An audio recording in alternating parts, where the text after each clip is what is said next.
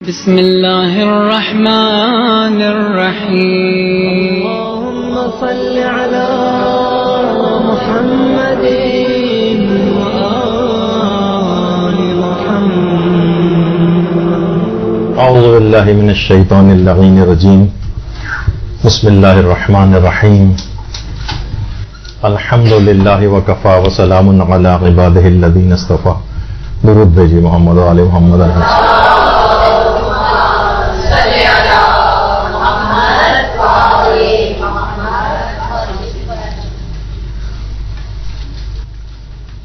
ذاکری کے سلسلے کا جو یہ کلاسز کا ایک سلسلہ چل رہا ہے، اس میں ایک سلسلہ فقہ عزاداری سے ریلیٹڈ بھی ہے. یعنی عزاداری کے فقہی مسائل کیا ہیں اور شریعت کے جتنے بھی ہمارے افعال ہیں وہ سب کے سب شریعت کے دائرے کے اندر آتے ہیں. یعنی حلال و حرام کے مسئلے عزاداری کے سلسلے میں بھی ہیں. دیکھیے ایک اہم بات یہ ہے کہ ذاکری جس وقت آپ کرتی ہیں تو لوگ ذکر و فضائل اور مصائب امام حسین علیہ السلام اور اہل بیت علیہم السلام وہ سننے کے لیے آتے ہیں، احکامات دین سننے کے لیے آتے ہیں. وہ اس وجہ سے نہیں آتے ہیں کہ اختلافی باتیں سنیں، جھگڑے والی باتیں سنیں، یک طرفہ نظریات سنیں، ذاکر یا ذاکرہ کے ذاتی نظریات کو سنیں، ان کے ذاتی عقائد یا ان کی ذاتی تحقیق یا ان کے ذاتی ذوق کے متعلق معلومات لینے نہیں آتے. اچھا، اسی کے اندر سے ایک مسئلہ جو آج ہم آپ کو ایک لحاظ سے اس میں ایک ہدایت بھی کریں گے کہ ذاکر اور ذاکرہ کے لیے ایک بات بہت ضروری ہے کہ وہ اختلافی مسائل جو ہیں معاشرے کے ان کو نہ اٹھائے، جس سے معاشرے میں خلفشار ہو. خاص طور پر ایسی چیزیں کہ جس کو علماء نے منع نہیں کیا اور جائز قرار دیا ہے، ان کو پڑھنے کی اجازت دی ہے، وہ بہت شہرت پا چکی ہیں. اب اس کے خلاف کوئی بھی کسی قسم کا کوئی بھی اقدام کرنا اور کہنا جبکہ اس کے اندر کوئی حرام و حلال کا بھی مسئلہ نہ ہو اور علماء نے اجازت دی ہو، ایسے ایشوز کو نہ اٹھائیں. یہ آپ لوگوں کا عیب شمار ہوگا، آپ کو ذاتی طور پر نقصان ہوگا. لوگ آپ سے مجالس نہیں پڑھوائیں گے، معاشرے میں شروع سے ایک بدنامی کا سامنا کرنا پڑے گا. اسی میں آج کل ایک بہت ہی مسئلہ اٹھا ہوا ہے اور وہ ہے حضرت قاسم کی شادی ہوئی تھی یا نہیں ہوئی تھی. یہ صرف ایک لحاظ سے صرف آج ہم اس کو کچھ ڈسکس کریں گے کہ اس میں جو لوگ دلائل وغیرہ دیتے ہیں آپس میں، لیکن اس سے آپ کو تمام باتوں کا اندازہ ہو جائے گا کہ آخر ان باتوں کو معاشرے میں کیوں نہیں اٹھانا چاہیے. نہ اس طور پر کہ آپ 100% اس بات کو ثابت کریں اپنی مجالس میں کہ نہیں ہوا تھا، اور نہ اس طور پر کہ 100% طور پر آپ اس کو کہیں کہ نہیں ہوا تھا لہذا اگر کوئی پڑھے گا تو یہ حرام کام کرے گا. تو یہ کنٹروورشل چیزیں اس کو علماء نے منع کیا ہے. اچھا، اب اختلافی جو تاریخی واقعات ہیں اس میں کوئی بھی کبھی حتمی رائے پیش نہ کریں. یہ بہت اہم بات ہے، جبکہ پہلے سے علماء اس کے قائل بھی رہے ہوں ان باتوں کے، واجب و حرام کا بھی کوئی مسئلہ اس کے اندر نہ ہو، صرف ایک تاریخ کی بات ہو. ورنہ پوری تاریخ کربلا اور معصومین کی جو بھی تاریخ ہے وہ بہت سارے اختلافات سے بھری ہوئی. ابھی میں کچھ مثالیں آپ کی خدمت میں پیش کرتا ہوں جس سے آپ کو اندازہ ہوگا کہ کوئی ایک مسلم الثبوت مسئلہ نہیں بلکہ تاریخ میں اختلاف ہے. کچھ قائل ہیں، کچھ قائل نہیں ہیں. تو جو بھی اس مسئلے کو اٹھا کر کوئی ایک یک طرفہ نظریہ پیش کرے گا تو وہ معاشرے کے اندر فساد پھیلائے گا.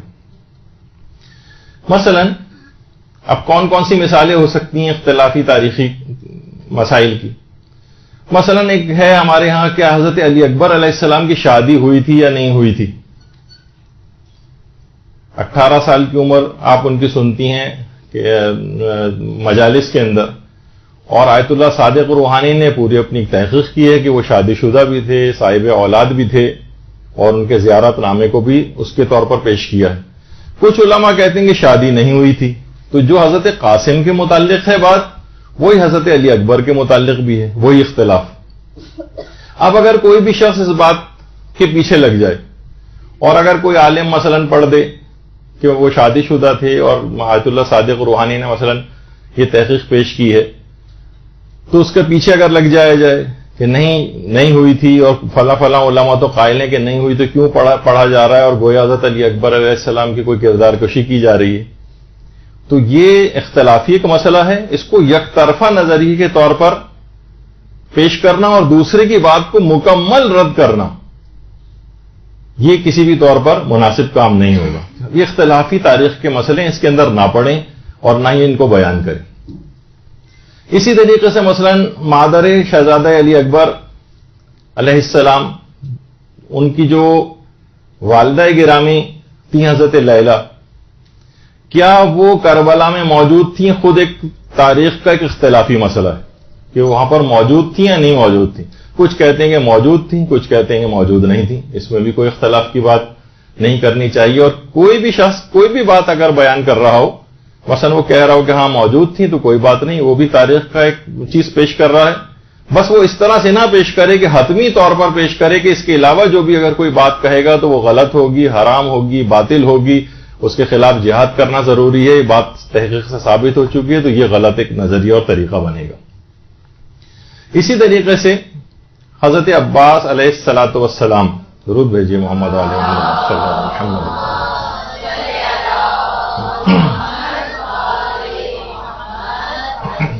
ان کی زوجہ حضرت لبابہ, کیا یہ واقع کربلا میں موجود تھیں یا نہیں؟ زیادہ تر کہتے ہیں کہ موجود نہیں تھیں اور مدینے میں تھیں. اور مثلا کیونکہ ام البنین جو خود ان کی ساس تھیں, وہ ان کے پاس مدینے میں ان کی خدمت کے لیے موجود تھیں. کچھ کہتے ہیں کہ نہیں, کربلا میں موجود تھیں. خود حضرت ام البنین کے متعلق یہ کنفرم بات نہیں ہے کہ واقعہ کربلا جس وقت ہوا تو ام البنین حیات بھی تھیں یا نہیں. کچھ علماء یہ کہتے ہیں کہ نہیں, وہ اس سے پہلے انتقال کر چکی تھی. اور کچھ کہتے ہیں نہیں, وہ جو واقعہ بھی ملتا ہے کہ میرے 4 بیٹے تھے اور خیالی انہوں نے قبریں بنائی تھی. تو تاریخ کے اندر مختلف قسم کی اس طرح کے اختلافات موجود ہیں. ان تاریخی اختلافات سے پوری تاریخ جو ہے وہ بھری ہوئی. کیا مثلا تاریخ میں ہے کہ بنو ہاشم کے پہلے شہید کون تھے؟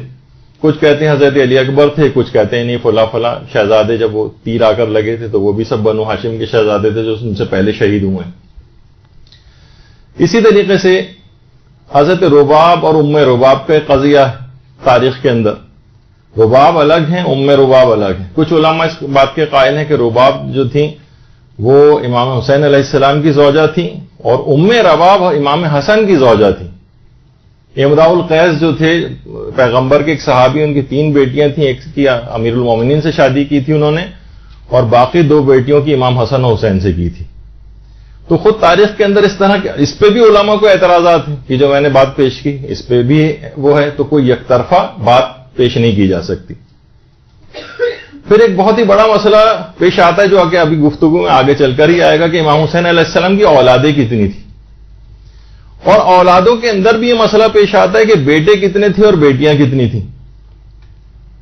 بیٹے کتنے تھے اور بیٹیاں کتنی تھیں, اور یہ اختلاف ائمہ کی تمام اولادوں کے سلسلے میں. ابھی آگے چل کر ان کی بھی تفصیل آئے گی. پھر امام حسین علیہ السلام کی کون سی بیٹی قید خانے میں شہید ہوئی, یہ خود بہت ہی بڑا معرکۃ العرا مسئلہ ہے. کیا وہ حضرت رقیہ تھیں یا حضرت سکینہ تھیں, اور رقیہ نام کی کوئی بیٹی تھی بھی یا نہیں امام کی, اس پہ خود ایک بہت بڑا اختلاف ہے. اس کی بھی تفصیل آگے چل کر آنے والی. پھر ایک اور بہت بڑا اختلاف حضرت فاطمہ صغرا سلام اللہ علیہ کا ہے کہ کیا وہ اول تو ان کا وجود تھا بھی یا نہیں, اور دوسرا تھا تو وہ مدینے میں چھوڑ کے آ گئے تھے ان کو, یا تمام بیٹیوں کو اپنے ساتھ امام حسین نے اپنے سفر کربلا میں ساتھ رکھا تھا. یہ تمام باتیں تاریخ کے اندر اختلافی. اسی طریقے سے بہت سارے اختلافات ہیں. مثلا حضرت زینب سلام اللہ علیہ, ان کا مدفن کہاں ہے, ان کا روضہ کہاں ہے؟ زیادہ مشہور تو یہی ہے کہ وہ شام میں ہے, اور بہت زیادہ رجحان ہے, بہت قوی رجحان ہے کہ ان کا شام میں ہی ہے. لیکن کچھ علماء اس کے بھی قائل ہیں کہ یعنی کچھ تاریخوں کے اندر یہ بات بھی آئی ہے, اور ان کا ایک روضہ مصر میں بھی ہے, مصر میں. اور آیت اللہ صافی گلپائگانی فرماتے ہیں کہ اس روضے کی زیارت کو بھی ترک نہیں کرنا چاہیے اور یہاں پہ بھی جانا چاہیے. یعنی جہاں جہاں احتمال ہو وہاں پر انسان جائے. جیسے کہ حضرت شہر بانو کا وہ تہران میں جو پہاڑی کے اوپر جو وہ بنا ہوا ہے وہ ثابت نہیں ہے علماء کے نزدیک، لیکن علماء پھر بھی لے کر جاتے ہیں. کوئی بات نہیں، وہاں جائیے، آپ ان کی یاد آئے گی، آپ زیارت پڑھیں گی، کچھ نہ کچھ اہل بیت سے محبت کا اظہار ہوگا، کوئی فرق نہیں پڑتا، جائیے جس جگہ پہ بھی احتمال ہے. اور کچھ علماء اس بات کے بھی قائل ہیں جن کے اندر آیت اللہ محسن امین عاملی، وہ فرماتے تھے کہ حضرت زینب سلام اللہ علیہا مدینے سے اس کے بعد باہر گئی نہیں ہوں اور اس کے بعد ان کی وفات بھی وہیں پر ہوئی اور جنت البقیع میں دفن. اب آپ نے دیکھا کہ کتنی ان مسائل کے اندر کتنی زیادہ تفصیل ہے. اس طرح کے بے شمار واقعات اور تاریخی واقعات ہیں جس میں اختلاف ہے اور کوئی یقینی بات نہیں. یہ زیادہ سے زیادہ کہہ سکتے ہیں کچھ کے بارے میں امکانات زیادہ ہیں، کچھ چیزوں کے بارے میں امکانات کم ہیں. اقوال علماء ادھر بھی ہیں، اقوال علماء ادھر بھی ہیں، آرا ادھر بھی پائی جاتی ہیں، آرا دوسری طرف بھی پائی جاتی ہیں. اس سلسلے میں بھی کتابیں لکھی گئی ہیں، اس جو دوسرا نظریہ ہے اس سلسلے میں بھی کتابیں ہیں.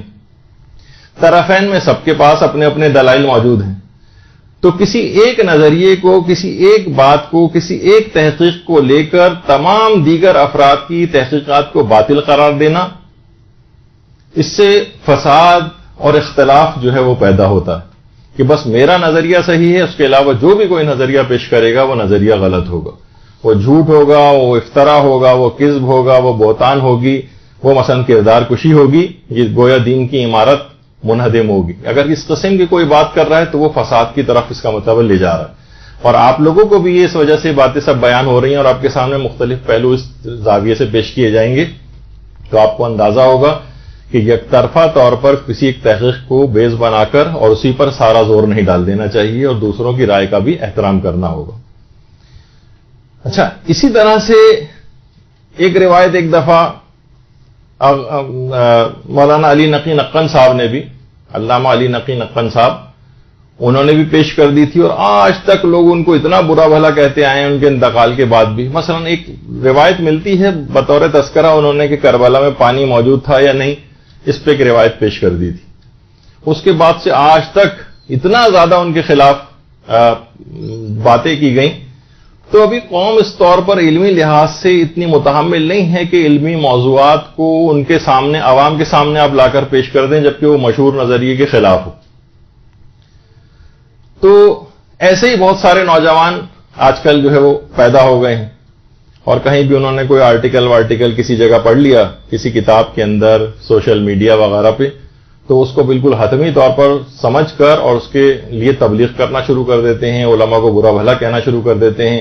کوئی عالم اگر وہ روایت پڑھتا ہے تو وہ مجمع میں کھڑے ہو جاتے ہیں اور منع کرنے لگتے ہیں کہ یہ غلط روایت آپ پڑھ رہے ہیں، یا ان کے خلاف ایک محاذ بنانے کی کوشش کرتے ہیں.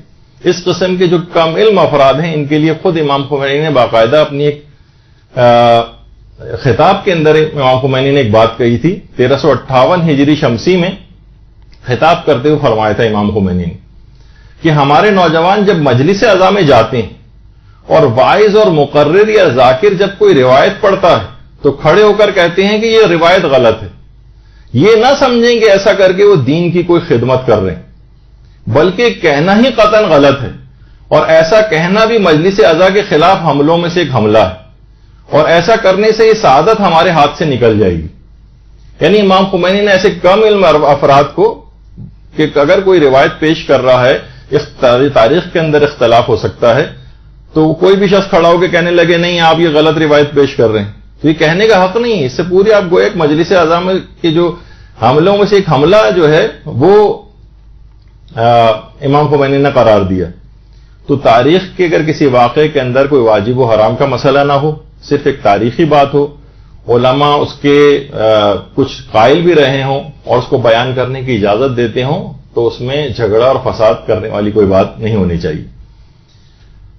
اسی طرح کا یہی والا مسئلہ ہے جو کہ ہم آج ڈسکس کریں گے کہ کیا کربلا میں حضرت قاسم کی شادی ہوئی تھی. صرف ایک علمی طور پر اس کے مختلف زاویے پیش کریں گے اور جو طرفین دلائل دیتے ہیں تاکہ آپ کو اندازہ ہو جائے کہ کسی بھی ایسے موضوع میں ہاتھ نہیں ڈالنا ہے جبکہ اس کے اندر کتنی تفصیل موجود ہوتی جو ہمیں پتہ نہیں ہوتی. تو ہم نے تو ایک صفحے کا پڑھ لیا یا کسی عالم کی 5 منٹ کی ہم نے کسی مولانا کی جو ہے وہ تقریر سن لی اور سوچا کہ جو بات کہہ رہے ہیں بالکل صحیح کہہ رہے ہوں، بس اس کے لیے ہمیں تبلیغ کرنی چاہیے.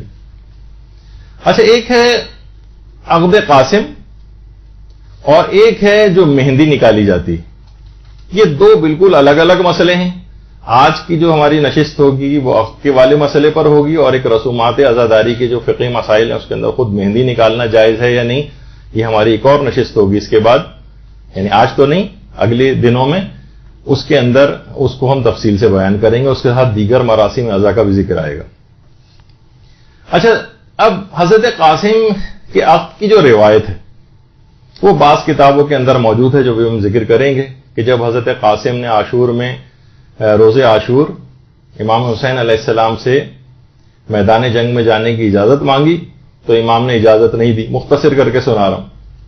اب قاسم بہت غمگین ہوئے. اچانک سے ان کو یاد آیا کہ ایک بازو بند میرے بابا نے دیا تھا امام حسن علیہ السلام نے.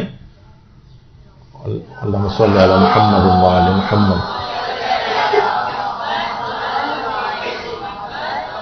اور وصیت کی تھی کہ بیٹا جب تم پر غموں کا غلبہ ہو تو اس بازو بند کو کھول کر دیکھ لینا.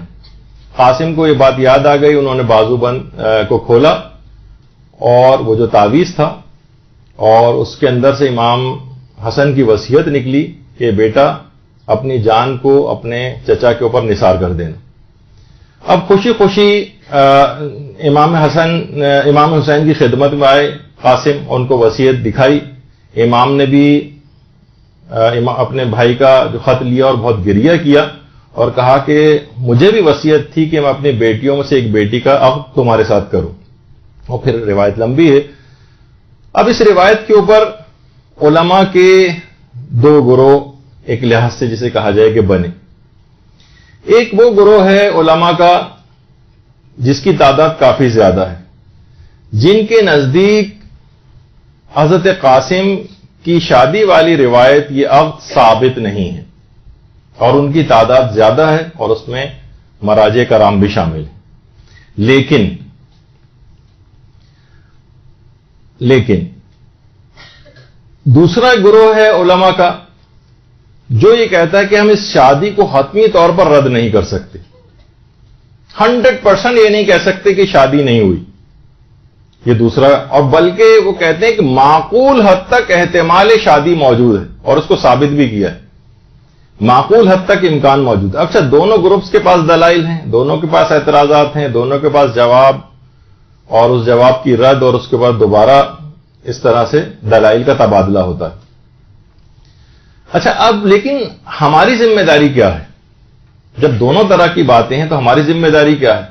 دیکھیے، پہلا تو ایک تو یہ ہے کہ کیا اگر کوئی شخص عقد قاسم کی کوئی روایت پڑھتا ہے تو کیا یہ حرام ہے؟ تو جواب ہے کہ حرام نہیں ہے. بلکہ ابھی آپ کے سامنے کہ وہ علماء جن کی تعداد زیادہ ہے جو کہتے ہیں کہ عقد حضرت قاسم ثابت نہیں ہے، وہ بھی یہ کہتے ہیں کہ کتاب کا یا عالم کا حوالہ دے کر اس عقد کو مجلس میں پڑھا جا سکتا ہے. ابھی سارے فتوے آپ کی خدمت میں پیش کریں گے.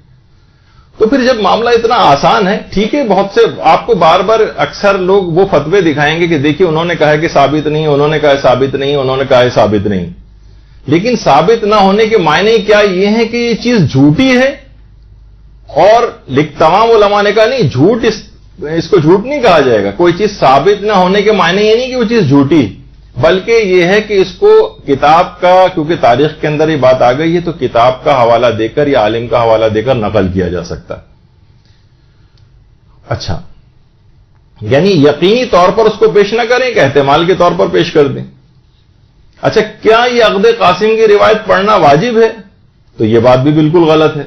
جو اس بات کا قائل ہو وہ کسی اور کو مجبور نہیں کر سکتا کہ میرے پاس دلائل موجود ہیں کہ ہوا تھا لہذا پڑھنی پڑے گی، لوگوں کو قائل کرے اور اس کے جو مخالفین ہوں ان کو برا بھلا کہے، ان کو جو ہے سخت قسم کے الفاظ ان کے لیے استعمال کرے. نہیں، اس کے لیے بھی جائز نہیں.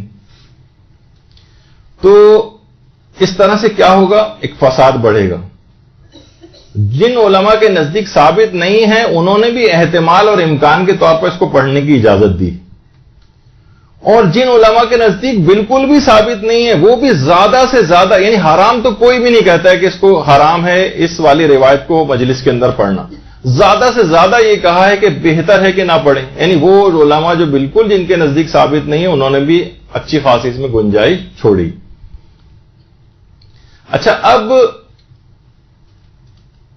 ایک چیز اور بھی پیدا ہونے لگی ہے، وہ یہ کہ دیکھیے مقلدین ٹائپ کے جو ہماری طرح کے جو افراد کم علم افراد ہوتے ہیں، جاہل افراد ہوتے ہیں، ان کے اندر ایک ٹرینڈ جو ہے ڈالا جا رہا ہے یا ان کے اندر پیدا ہونے لگا ہے، وہ یہ کہ مجتہدین سے ان کے فتاوے کے دلائل طلب کرنے کا رجحان پیدا ہو گیا، جو کہ تقلید کے مسئلے کے خلاف ہے. ہاں، تاریخ میں ان سے آرگیو کر سکتے ہیں، پوچھ سکتے ہیں، اور وہ اس کے جوابات بھی دیتے ہیں. استفتاءات تاریخیہ موجود ہوتے ہیں، مراجع کے عقائد تک کے استفتاءات موجود ہوتے ہیں. تو اب کسی میں کوئی صلاحیت ہے یا نہیں، مثلا مجتہد کا فتویٰ لکھا اور نیچے اس فتوے کے لیے لوگوں نے اس پہ اعتراضات کرنے شروع کر دی، یہ کیسے ممکن ہے اور وہ کیسے ممکن ہے، اور دیکھیے وہ فلاں روایت کے اندر تو یہ ہے اور یہ روایت تو مثلا ضعیف ہے، تو یہ فتویٰ ان کا صحیح نہیں ہے. یعنی عام بالکل افراد جو کہ بالکل جاہل قسم کے افراد ہوں اور مجتہدین کی تحقیقات کو چھوڑ کر چھوٹے موٹے مولاناؤں ٹائپ کی جو ہے ان کی تحقیقات کے اوپر جا رہے ہوں، تو گویا اسی طرح سے کہا جائے گا کہ کسی اسپیشلسٹ موجود ہے اور آپ کسی بھی عطائی کے پاس جا کر دکھا رہے ہوں، اس سے جا کر مشورہ لے رہے ہوں اپنی بیماری کا. آپ نے کہا کہ بھائی اتنے سرجن پہ پیسے خرچ کرنے کی کیا ضرورت ہے، ہمارے محلے میں قصائی ایک ہے، اس کے پاس چلتے ہیں، وہ بھی چیر پھاڑ بہت دنوں سے بکروگی کر رہا ہے، کچھ نہ کچھ آپریشن تو وہ بھی کر لے گا. رکشہ ڈرائیور ہے، اسے آپ کہیں گے ذرا جہاز کی سیٹ پہ بیٹھ کے اتنے عرصے رکشے چلاتے رہو، 50 سال جہاز بھی چلا لے گا یہ. تو یہ تمام چیزیں کیا ہیں، یہ ایک مقلد کے کیلیبر سے بہت ہی زمین و آسمان کا فرق ہے. نہ وہ ان باتوں کو سمجھ سکتا ہے، خود ہی قیاس آرائیاں ہم لوگوں نے کرتے دیکھا ہے لوگوں کو کہ کس طرح سے لوگ مجتہدین کے فتاوے کے متعلق بات چیت کر رہے ہوتے ہیں. اچھا، اب آ جائیے کہ وہ علماء جن کے نزدیک عقد حضرت قاسم ثابت نہیں ہے، وہ کچھ دلائل دیتے ہیں اس بات کے لیے.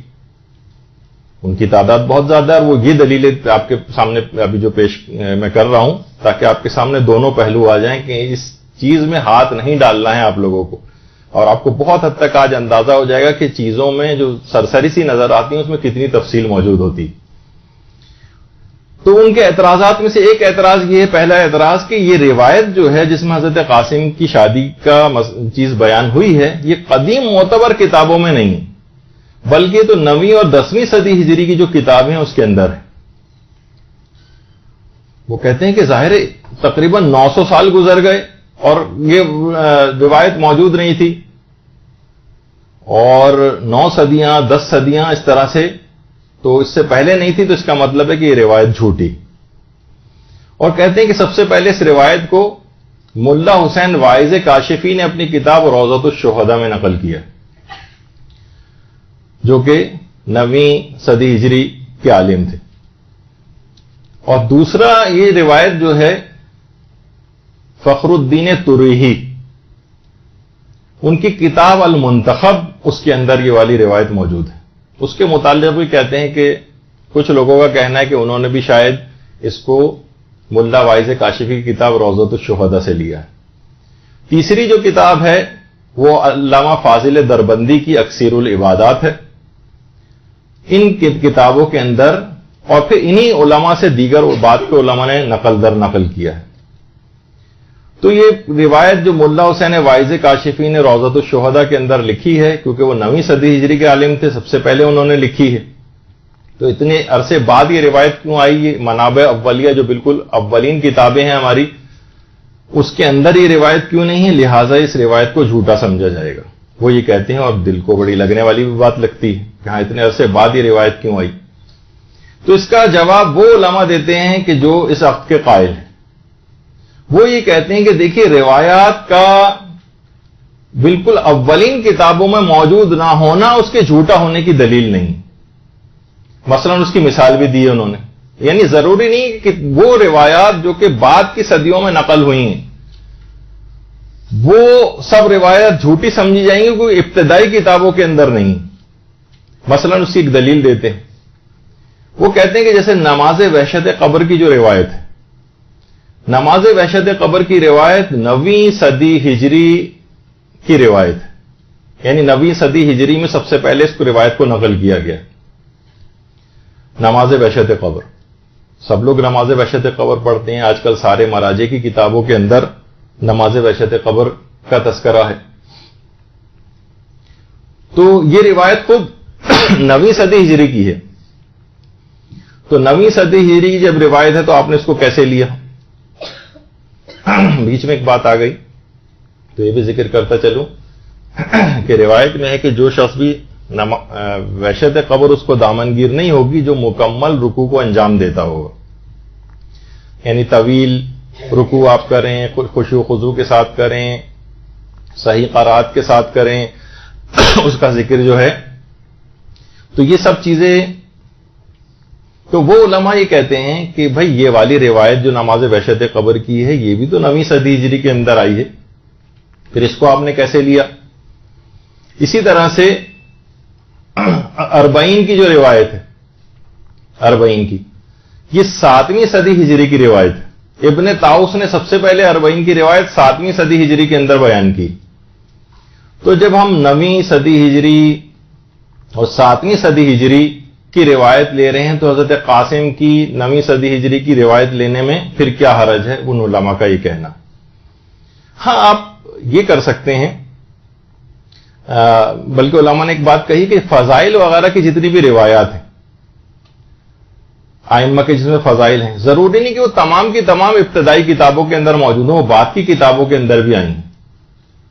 تو بہت سی روایات کچھ کتابوں میں ہوتی ہیں، بہت سی روایات بعد کی کتابوں میں ہوتی ہیں، تو یہ اس بات کا لازمہ نہیں. اور علماء نے اس کی ایک اور بھی مثال دی. علامہ کفمی جو ہمارے دعاؤں کے سلسلے کے بہت بڑے عالم گزرے اور بہت ہی معتبر ہے، جبل عامل لبنان میں ان کی قبر مبارک بھی ہے.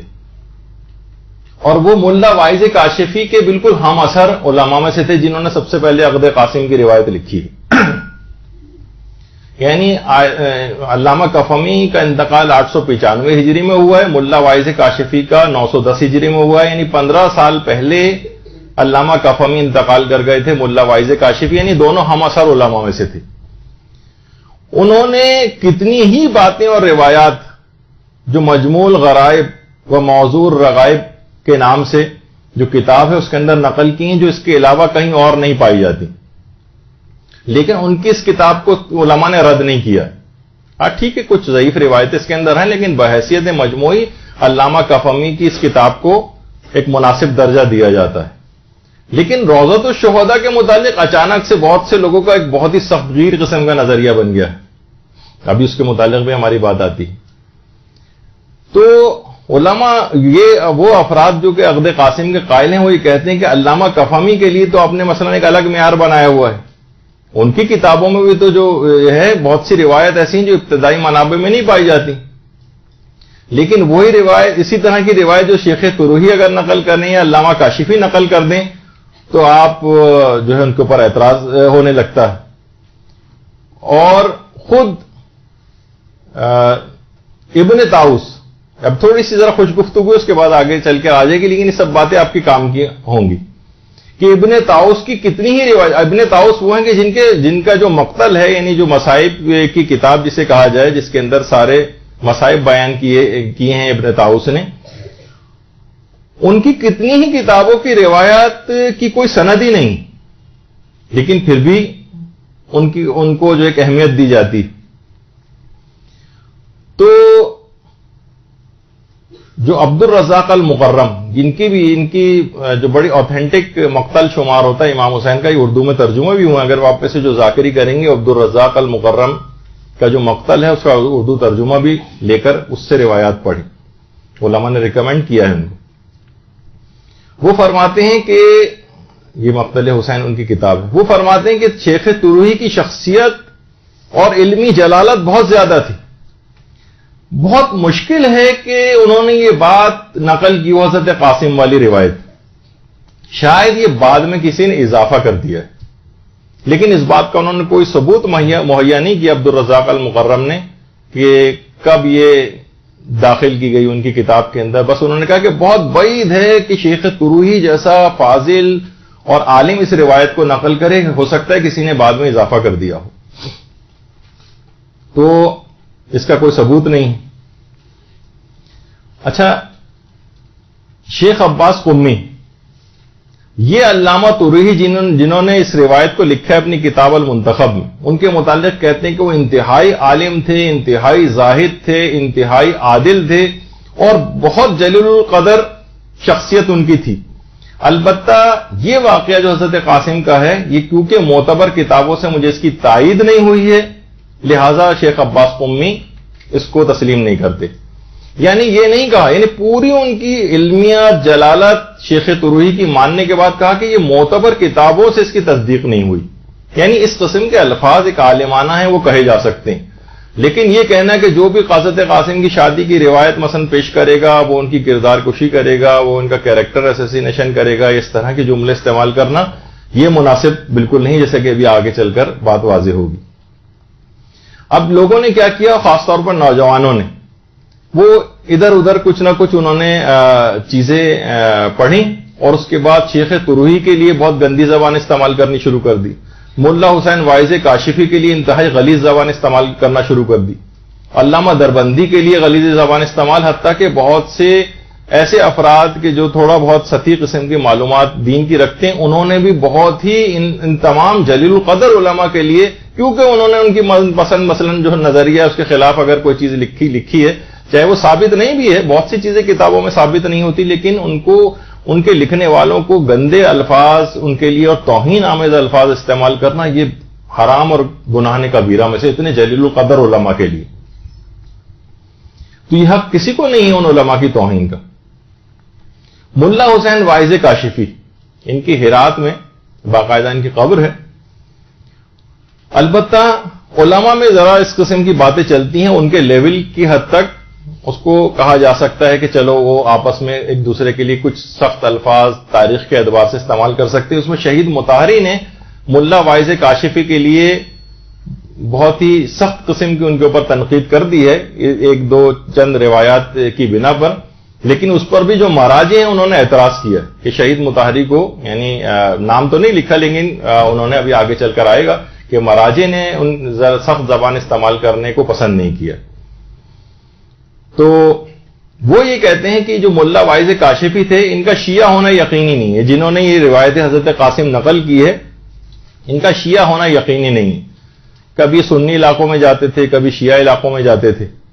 تو یہ تو ہمارے بہت سارے علماء کی سیرت رہی ہے، عالم اتنے زیادہ علم رکھتے تھے کہ وہ سنیوں کے چاروں فقوں کے مطابق سنی فقہ کے لحاظ سے جوابات دیتے تھے، اور شیعوں میں شیعہ فقہ کے مطابق جواب دیتے تھے۔ تو ان کا ملا وائز کاشفی کا سنی علاقوں میں جانا اور شیعہ علاقوں کے اندر جانا، یا ان کو مشکوک المذہب قرار دینا، یہ صحیح نہیں۔ کیوں صحیح نہیں ہے؟ اس وجہ سے کہ دیکھیے ابھی جو معتبر مقاتل بیان کیے ہیں آغا ری شاہری نے، یہ علم حدیث کے اعتبار سے ایران کے بڑے علماء میں ان کا شمار ہوتا ہے، اور ان کے بڑے اچھے ادارے بھی چل رہے ہیں وہاں پر۔ میزان الحکمہ وغیرہ جو کتابیں آپ لوگوں کے پاس احادیث کی ہوں گی اگر کسی کے پاس، تو وہ انہی کے زیر اثر کمپائل کی گئی۔ انہوں نے باقاعدہ جو معتبر مقاتل ہیں ان کی ایک فہرست جاری کی ہے کہ ان میں سے اس میں کتنے ہی ایسے ہیں کہ جو خالصتاً سنی یعنی غیر شیعہ افراد، ہمارے اہل سنت برادران کے جو علماء ہیں ان کی جو کتابیں ہیں ان کو معتبر مقاتل میں شمار کیا، معتبر مقاتل میں، جیسے مقتل خوارزمی اہل سنت کے عالم تھے لیکن کہا یہ معتبر مقتل ہے۔ یعنی وہ علماء جو اس کا جواب دیتے ہیں وہ کہتے ہیں کہ اگر آپ یہ کہیں گے ملا حسین وائز کاشفی شاید سنی تھے، یعنی احتمال ہے، شک ہے کہ پتہ نہیں شیعہ تھے یا شیعہ نہیں تھے، اس بنا پر ان کی روایت کو رد کیا جائے، ان کے مقتل کو رد کیا جائے، تو وہ علماء کہتے ہیں کہ جو آپ نے اتنی بڑی لسٹ پسند نکالی ہوئی ہے اس میں جو مقتل خوارزمی، یہ تو خود سنی عالم تھے، یہ تو پکے بالکل سنی تھے، تو پھر ان کو معتبر کس وجہ سے قرار دیا گیا ہے؟ تو صرف اس وجہ سے کہنا کہ کوئی شخص جو ہے اس کا شیعہ ہونا کنفرم نہیں ہے، یہ دلیل نہیں بنے گا کہ اس نے جو روایت بیان کی وہ جھوٹی۔ یا مثلا طبقات کبریٰ، یہ تو خیر کوئی اور جلد اس کے اوپر لکھی ہوئی، لیکن ابن سعد کی جو طبقات کبریٰ ہے اس کو بھی انہوں نے معتبر مقاتل میں جہاں مصائب کا تذکرہ ہوا اس کو معتبر سمجھا۔ اسی طریقے سے انصاب الاشراف جو علامہ بلازری کی کتاب ہے اس کو بھی جو اہل سنت عالم ہے لیکن معتبر مقاتل میں اس کو شمار کیا۔ اسی طریقے سے تاریخ طبری ہے، اس میں جہاں پر ہیں ان کو بھی معتبر مقاتل میں شمار کیا ہے جہاں مصائب موجود ہیں. تاریخ عاصم کوفی کے اندر جو مقتل موجود ہے اس کو معتبر مقاتل میں شمار کیے، جو سب سنی کتابیں. اس کے علاوہ جو المعجم الکبیر جو ہے علامہ طبرانی کی، اس کو معتبر مقاتل میں شمار کیا ہے. ابن عساکر کی جو تاریخ دمشق ہے اس کو معتبر مقاتل میں شمار کیا ہے. اس کے علاوہ تذکرۃ الخواص سبتی ابن جوزی کی ہے، اور اس کے علاوہ اخبار الطوال جو کہ علامہ دینوری کی ہے ان کو معتبر مقاتل میں شمار کیا ہے. تو وہ علماء کہتے ہیں کہ صرف ایک شخص کا جس کے متعلق صرف ایک احتمال ہے کہ شاید یہ سنی تھے مثلا، چلیں اگر اس بات کو بھی اگر ہم مان لیں، اول تو یہ بات بھی صحیح نہیں ہے، ابھی آگے چل کے علماء کے اقوال آئیں گے. تو جو بالکل پیور غیر شیعہ علماء ہیں ان کو آپ نے جب مانا ہے ان کے مقتل کو، تو فقط کاشفی کا مشکوک المذہب ہونا بالفرض اگر یہ کہا جائے یہ ان کو قابل رد نہیں بناتا ہے. اس طرح تو بہت سارے لوگ ہیں. ہاں البتہ آپ ان کے روایات کے اوپر اعتراض کر سکتے ہیں، لیکن صرف اس بنا پر ان کو رد کرنا کہ ان کا مذہب صحیح طور پر پتہ نہیں، شاید وہ سنی تھے لیکن اکثر علماء ان کے شیعہ ہونے کے قائل ہیں. تو جو پکے پکے سنی علماء ہیں ان کی بات کو آپ نے معتبر مقتل میں کیسے شمار کیا؟ اب اس پہ بہت ساری باتیں ہو سکتی ہیں، یقیناً اس کے بھی جواب دیے جا سکتے ہیں، پھر جواب کی بھی جواب دیے جا سکتے ہیں، اس کا بھی رد کیا جا سکتا ہے، لیکن یہ کہ وہ لمبی بحثیں ہیں. تو اس کو کتاب کو جو ملا واعظ کاشفی کی جس کے اندر یہ موجود ہے بات، اس کو مکمل طور پر رد نہیں کیا جا سکتا اور اس کتاب کو آؤٹ رائٹ ریجیکٹ نہیں کیا جا سکتا. اچھا ایک بات اور بھی یاد رکھیں، آپ کے بڑے کام کی ہونی چاہیے کہ چند غیر معتبر واقعات کا یا احادیث کا کتاب میں موجود ہونا اس کو بے اعتبار نہیں بناتا ہے.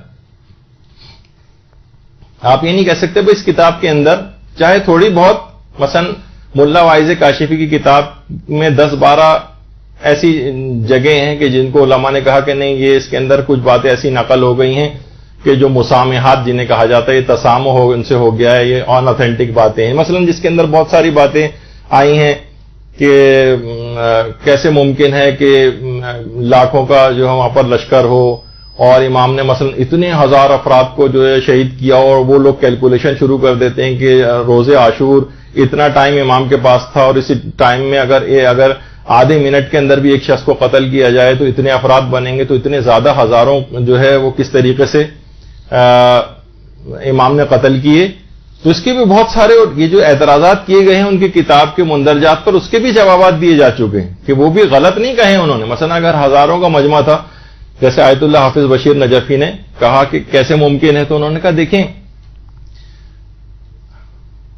بعض اوقات جب روایات میں ملتا ہے کہ امام جب جاتے تھے یا کوئی جاتا تھا میدان جنگ میں تو اس وقت ایک بھگدڑ مچتی تھی اور خوف سے، اور ایک اسٹیمپیڈ ہوتا تھا. آج بھی آپ دیکھتے ہیں کہ حج وج پہ اسٹیمپیڈ میں 500 1000 2000 جو ہے افراد جو ہے وہ شہید ہو جاتے ہیں. کہیں پہ بھی کہیں بڑا مجمع ہوتا ہے اور خاص طور پر اس وقت جبکہ سب کے سب افراد کے پاس مختلف قسم کے ہتھیار، نوکیلے ہتھیار بھی موجود ہوں اور بھگدڑ مچ جائے تو ہلاکتیں اور زیادہ ہوں گی. تو اس کے جوابات علماء نے دیے ہیں کہ یہ نہیں کہ آپ کہہ سکتے کہ یہ روایات جھوٹی ہیں جن میں بہت کثیر تعداد کا تذکرہ ہوا ہے کہ یہ کیسے ممکن ہے کہ اتنے لوگ زیادہ شہید کر دیوں، ایک ایک شخص کو بھی تلوار سے اگر کریں گے تو اتنا ٹائم لگ جائے گا. نہیں، وہ اسٹیمپیڈ کے ذریعے بھی ہوئے ہیں. تو اس طرح کی بہت ساری باتیں ہیں جو کہ علماء نے اس کے بہرحال اپنے طور پر جوابات دیے ہیں. تو خود آیت اللہ خوئی نے خود یہ بات کہی ہے اپنی کتاب جو موجم رجال الحدیث ہے، علم حدیث کی جو رجال کی کتاب ہے، اس کی 8ویں جلد میں آقا خوئی نے کہا کہ کسی بھی کتاب میں چند باتیں اگر باطل ہیں یا چند باتیں غیر معتبر ہیں اس سے پوری کتاب نہیں ہو جائے گی. پھر انہوں نے کہا ہے کہ پھر کتاب اصول کافی کا کیا ہوگا؟ اصول کافی کے اندر بھی جو ہماری کتنی معتبر کتاب ہے لیکن اس کے اندر بھی کتنی احادیث ایسی ہیں کہ جو کہ ضعیف ہیں اور ثابت نہیں ہیں اور قابل اعتبار نہیں ہے. تو اس سے پوری کتاب اصول کافی تو آپ یہ نہیں کہہ سکتے کہ پوری کتاب کو کنڈیم کر دیں. یعنی اس تناظر میں علماء نے بات کہی ہے کہ ملا حسین واعظ کاشفی کی کتاب میں اگر 10-12 چیزیں مثلا اس قسم کی ہیں جس کی بعض کی تو توجیحات بھی پیش کی جا چکی ہیں، جیسے یہی کہ اتنے سارے افراد کو اتنا لشکر نہیں تھا اور یہ کیسے ممکن ہے وغیرہ وغیرہ، اس کے بھی علماء نے جوابات دیے. خود اصول کافی کے متعلق صرف آپ کی معلومات کے لیے کہوں کہ کل 16,000 100 یا 16,200 کے قریب روایات ہیں اصول کافی کے اندر، جو بحیثیت مجموعی اس کتاب کے اندر۔ الذریعہ الی تصانیف الشیعہ میں آقا بزرگ تحراری نے کہا ہے کہ یعنی یہ جو 16,000 روایات میں سے، اس کی آواز کو تھوڑا کم کیجیے، یہ جو 16,000 احادیث ہیں اس میں سے 9,485 احادیث ضعیف ہیں اصول کافی کی۔ تو کیا آپ یہ کہیں گے معاذ اللہ کہ پوری کتاب اصول کافی جو ہے وہ پوری جو ہے وہ ضعیف احادیث پر مشتمل ہے اور یہ ہماری جو ہے نا معتبر کتابوں کے اندر شامل نہیں ہوگی؟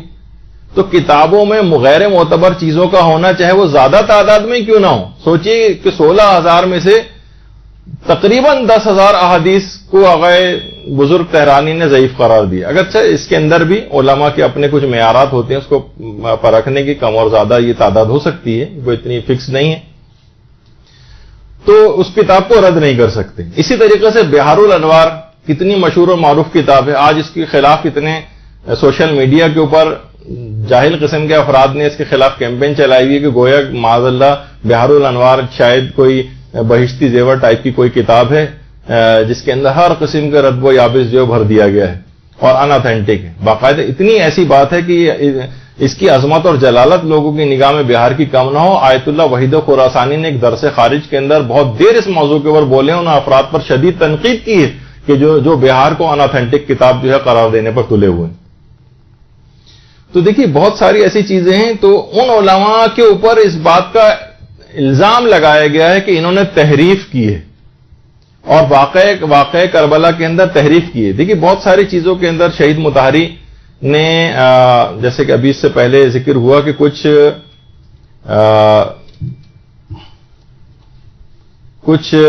متشدد، یہ تھوڑی آواز کم کریں بھائی اس کی، تو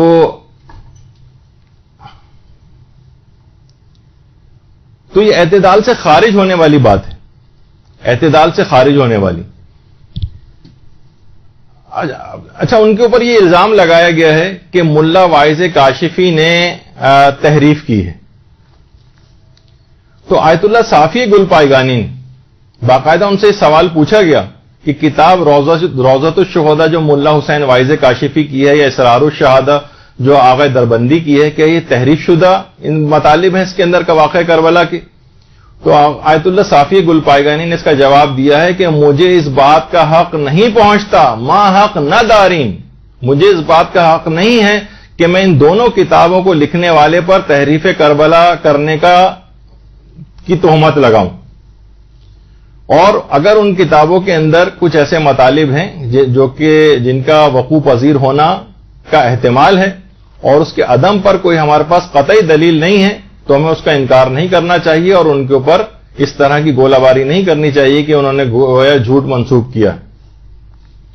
ہاں، اگر جو چیز آپ کے نزدیک ثابت نہیں ہے آپ اس کو نقل نہ کریں، لیکن یہ کہنا کہ انہوں نے تحریف کی ہے یہ آج کل بہت زیادہ اس کے اوپر شروع ہونے لگا ہے، اور تحریفات عاشورہ وغیرہ کے اعتبار سے جو چیزیں شہید مطہری نے پیش کی، ان کا وہ خود ایک صاحب نظر شخصیت تھے، ان کا ایک اپنا نظریہ ہے، لیکن دیگر علماء اور مراجع نے اس کے ذرا برخلاف بات کہی ہے اور کہا کہ ہم روضۃ الشہداء وغیرہ کے جو لکھنے والے علماء ہیں علامہ دربندی پر ان پر یہ الزام نہیں لگا سکتے کہ انہوں نے تحریف کی۔ ہاں ٹھیک ہے، اگر آپ کے نزدیک کوئی قطعی بات ہے تو آپ اس کو ان کی کتاب سے نقل نہ کریں، صرف یہ، لیکن ان پر تحریف کا الزام نہیں لگا سکتے۔ تو اسی طرح سے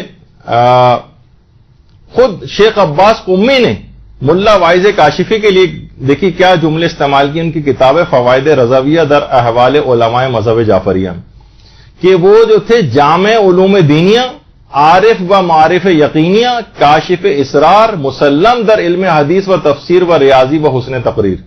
شیخ عباس قمی نے کتنی زیادہ تعریف کی ہے ملا واعظ کاشفی کی، تو ان پہ تحریف کا الزام لگانا، کتنے علماء نے ان کی تعریف کی ہے، ان کو مشکوک المذہب قرار دینا، یہ ایک کچھ علماء نے اس نظریے کو اختیار کیا، لیکن زیادہ تر علماء نے اس قسم کے الفاظ ان کے لیے استعمال نہیں کیے۔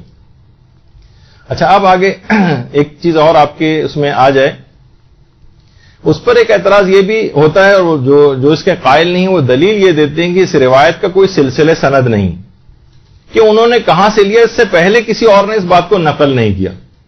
تو دیکھیے کتنی کتابیں ایسی ہیں جو کتنی ہی روایات ایسی ہیں جو کچھ کتابوں میں اور کچھ کتابوں میں نہیں. ساری کتابیں ہماری ایک طرح کے مندرجات پر تو نہیں ہے نا. مثلا کچھ کتابیں، کچھ احادیث جو ہے مثلا تہذیب الاحکام میں ہوں اور کچھ جو ہے وہ ملا یحذر الفقی میں ہو، تو آپ یہ نہیں کہہ سکتے کہ سب کتابوں میں ایک طرح کی حدیثیں ہوں. کچھ نے نقل کی ہے، کچھ نے نقل نہیں کیا ہے. دیکھیے شیخ صدوق، نہیں پہلے ایک بات اور ہو جائے کہ جتنے، کیا یہ کوئی اصول ہے کہ تمام واقعات کربلا کے لیے ہمارے پاس معتبر سند ہونی چاہیے؟ کیا کسی جگہ پر ہے؟ تمام علماء نے کہا نہیں، یہ کوئی اصول نہیں ہے. واقعات کربلا کے لیے بیان کرنے کے لیے معتبر سند کا ہونا ضروری نہیں. ہاں معتبر ذرائع سے مل جائے ایک الگ بات ہے، لیکن یہ کوئی اصول نہیں. شیخ صدوق کی کتنی ہی کتابیں ایسی ہیں جو پہلے موجود تھیں اس کے بعد غائب ہو گئیں. اچھا، جس زمانے میں وہ کتابیں موجود تھیں علماء نے ان کتابوں کو کوٹ کیا ہے. جو فتوے دیے ہیں اس میں کہا کہ یہ فتویٰ ہم نے شیخ صدوق کی فلاں کتاب کے اندر جو حدیث پائی جاتی تھی اس کے مطابق یہ فتویٰ دیا، لیکن وہ کتابیں اب نہیں ہیں، وہ کتابیں موجود نہیں. تو لیکن پرانے علماء نے کہا کہ ہم نے خود ان کی کتاب کے اندر دیکھا، لیکن وہ کتاب ہمارے سامنے نہیں. مثلا شیخ صدوق کی کتاب المرشد پرانے علماء نے کوٹ کیا، لیکن وہ کتاب ہمارے سامنے نہیں. شیخ صدوق کی کتاب النبوہ ہے، پہلے زمانے میں ہوتی تھی، اب وہ ہمارے پاس نہیں. شیخ صدوق کی کتاب ہے مدینۃ العلم، اس کے اندر ہماری جتنی بھی آپ نے دیکھا کہ 16,200 کے قریب تو صرف اصول کافی کی ہیں، اور چاروں معتبر کتابوں کو ملا لیا جائے تو اس میں جتنی احادیث ہیں ان سے بھی زیادہ احادیث کتاب مدینۃ العلم میں تھی. یہ کتاب پتہ نہیں کہاں غائب ہو گئی، کس ظالم بادشاہ نے غائب کروا دیا، آج تک اس کا پتہ نہیں چلا. پرانے علماء نے مدینۃ العلم کتاب کو کوٹ کیا ہے، اپنے فتووں کی بنیاد بنا ہے. یہی وجہ ہے کہ امام خمینی تک اس بات کے قائل تھے کہ متقدمین علماء سے لے کر شیخ طوسی تک کے زمانے کے شہرت فتویٰ بھی حجت رکھتی.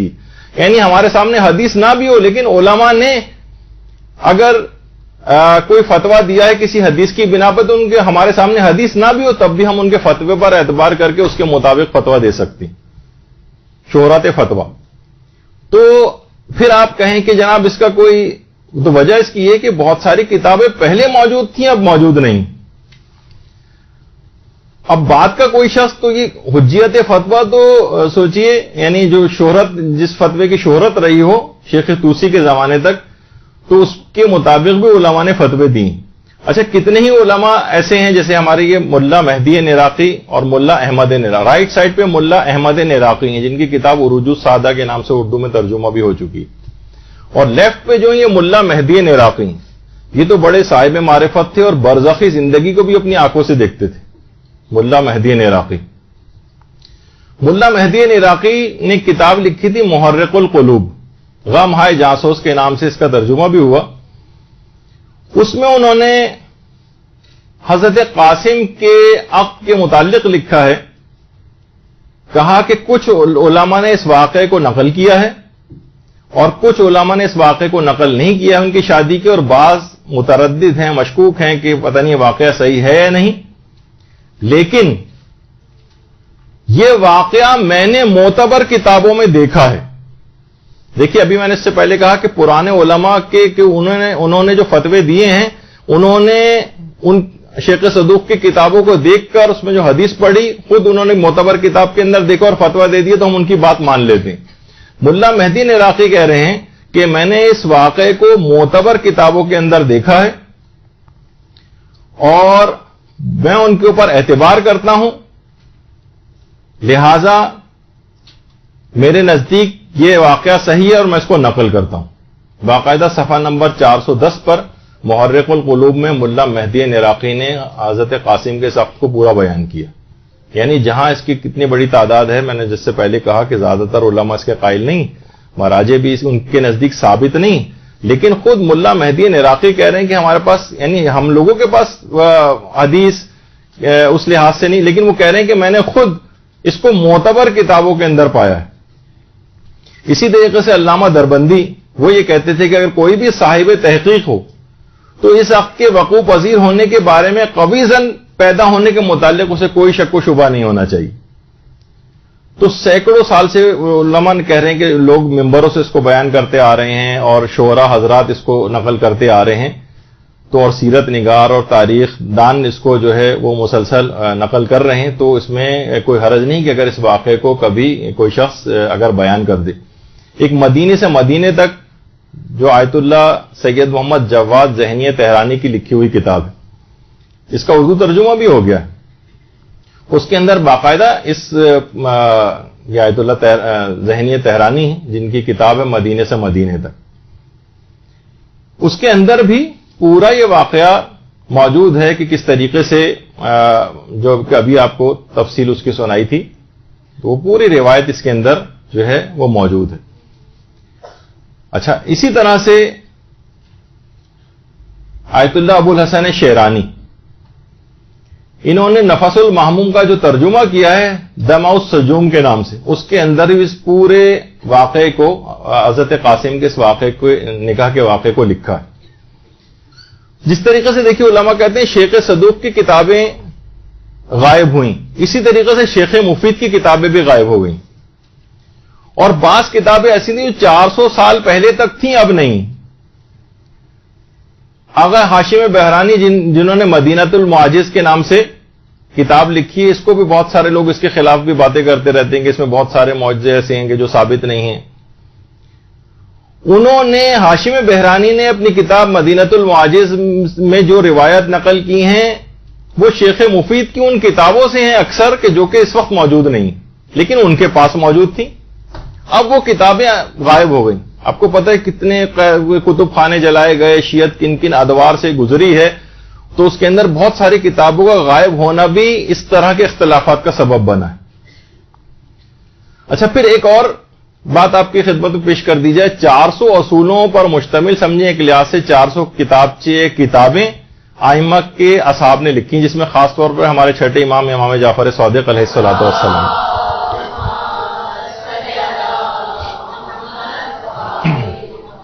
400 اصول، اچھا یہ کتابیں بھی غائب ہو گئی تھیں۔ پھر اس کے بعد میں صاحبان ایمان نے جب تھوڑے سے حالات بہتر ہوتے تھے تو ان کتابوں کو جمع کیا، جو کہ ہمارے چھٹے امام نے، لیکن کچھ علماء کہتے ہیں کہ نہیں، 7ویں امام اور اس کے بعد تقریباً اور ائمہ کے بھی یہ اصول موجود تھے اس طرح سے، تو 400 کتابیں۔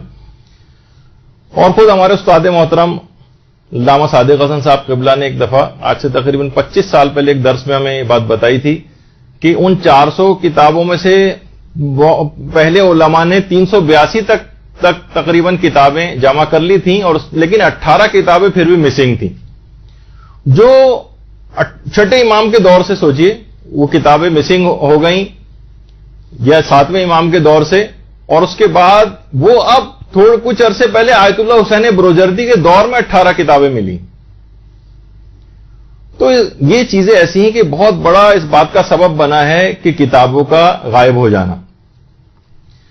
تو اول تو علماء یہ کہتے ہیں کہ جیسے شیخ مفید کی کتابیں، شیخ مفید کی جو کتاب ارشاد ہے اس میں اکثر روایات کا سلسلے سند ہی نہیں، لیکن اس کو بھی علماء مرسل کی کیٹیگری میں ڈالتے ہیں، اور اگر روایات ضعیف بھی ہوں تب بھی واجب و حرام میں صرف ضعیف روایت نہیں چلتی، لیکن تاریخی واقعات کی جانچ میں ضعیف روایت بھی پیش کی جا سکتی ہے، اور ہاں عقائد میں نہیں چلے گی ضعیف روایت۔ فقہی مسائل کے اندر بھی مستحبات اور مکروہات کی دلیلوں میں کچھ علماء کہتے ہیں چلتی ہے، کچھ کہتے ہیں نہیں چلتی ہے، تو مرسل احادیث کو اکثر علماء کا ایک گروپ ہے جو کہتا ہے کہ مرسل احادیث کو بھی مانا جائے گا۔ تو واقعات کربلا میں ضعیف روایات کو بھی پڑھنے کی اجازت ہے۔ آج کل اس بات کا بہت زیادہ شہرہ ہو گیا کہ روایت متصل السند ہونی چاہیے، بالکل معتبر ہونی چاہیے۔ نہیں، واقعات کربلا میں اس قسم کا کوئی معیار ہی نہیں، ضعیف روایات کو بھی پڑھنے کی اجازت ہے۔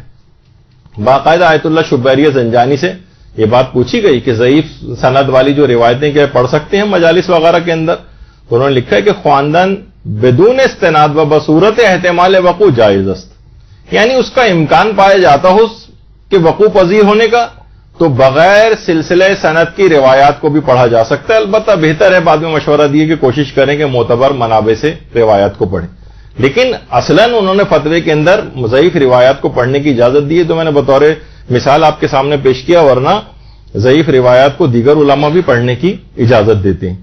بلکہ خالی یہی نہیں، زبان حال کے طور پر بھی واقعات کربلا کو پڑھا جاتا ہے. آپ سنتی ہیں نا کتنے علماء سے آپ ایک ہی طرح کے مصائب کو سنیں، وہ الگ الگ طریقوں سے اس کو بیان کرتے ہیں. تو یہ نہیں کہ پورا روایت کے اندر جس طرح کے جو الفاظوں ویسے ہی پڑھا جائے، زبان حال کے طور پر بھی پڑھائی جاتی ہیں چیزیں. البتہ اس کی بھی کچھ شرطیں ہوتی ہیں کہ لوگوں کو پتہ چل جائے کہ آپ زبان حال کے طور پر اس چیز کو پڑھ رہے ہیں. مثلا جب 11 محرم کا قافلہ چل رہا ہے تو حضرت زینب کے سوار ہونے کی باری آئی تو انہوں نے فرات کی طرف دیکھا اور رخ کیا اور کہا کہ عباس کاش تم ہوتے تو سوار کراتے. اب یہ والی روایت یہ کہیں الفاظ نہیں حضرت زینب کے ایسا کہا ہو، لیکن زبان حال حضرت زینب کی حالت یہ تھی، گویا وہ یہ کہہ رہی تھی کہ عباس تم ہوتے تو سوار کراتے. ذوالجنہ نے زبان بے زبانی سے یہ کہا اور پھر کچھ الفاظ مثلا نقل کر دیے جائیں تو زبان یعنی یہ زبان حال کے طور پر چیز پیش کی جاتی. یعنی اس کے لیے تو روایت کا پڑھنا بھی ضروری نہیں ہے. زبان یا بہت سے اکثر محتاط آپ نے ذاکرین یا علماء کو سنا ہوگا کہ میرا دل یہ کہتا ہے کہ انہوں نے شاید اس موقع پر یہ کہا ہو. یہ کیا ہے؟ یعنی ان کی حالت یہ تھی گویا اپنی زبان حال سے وہ یہ بات کہہ رہے تھے. تو ضعیف روایت بھی پیش کی جا سکتی ہیں، زبان حال کے طور پر بھی پیش کی جا سکتی ہیں. تو پھر آخر صرف عقد قاسم کی روایت ہی کے لیے متصل السند صحیح السند روایت کیوں درکار ہے؟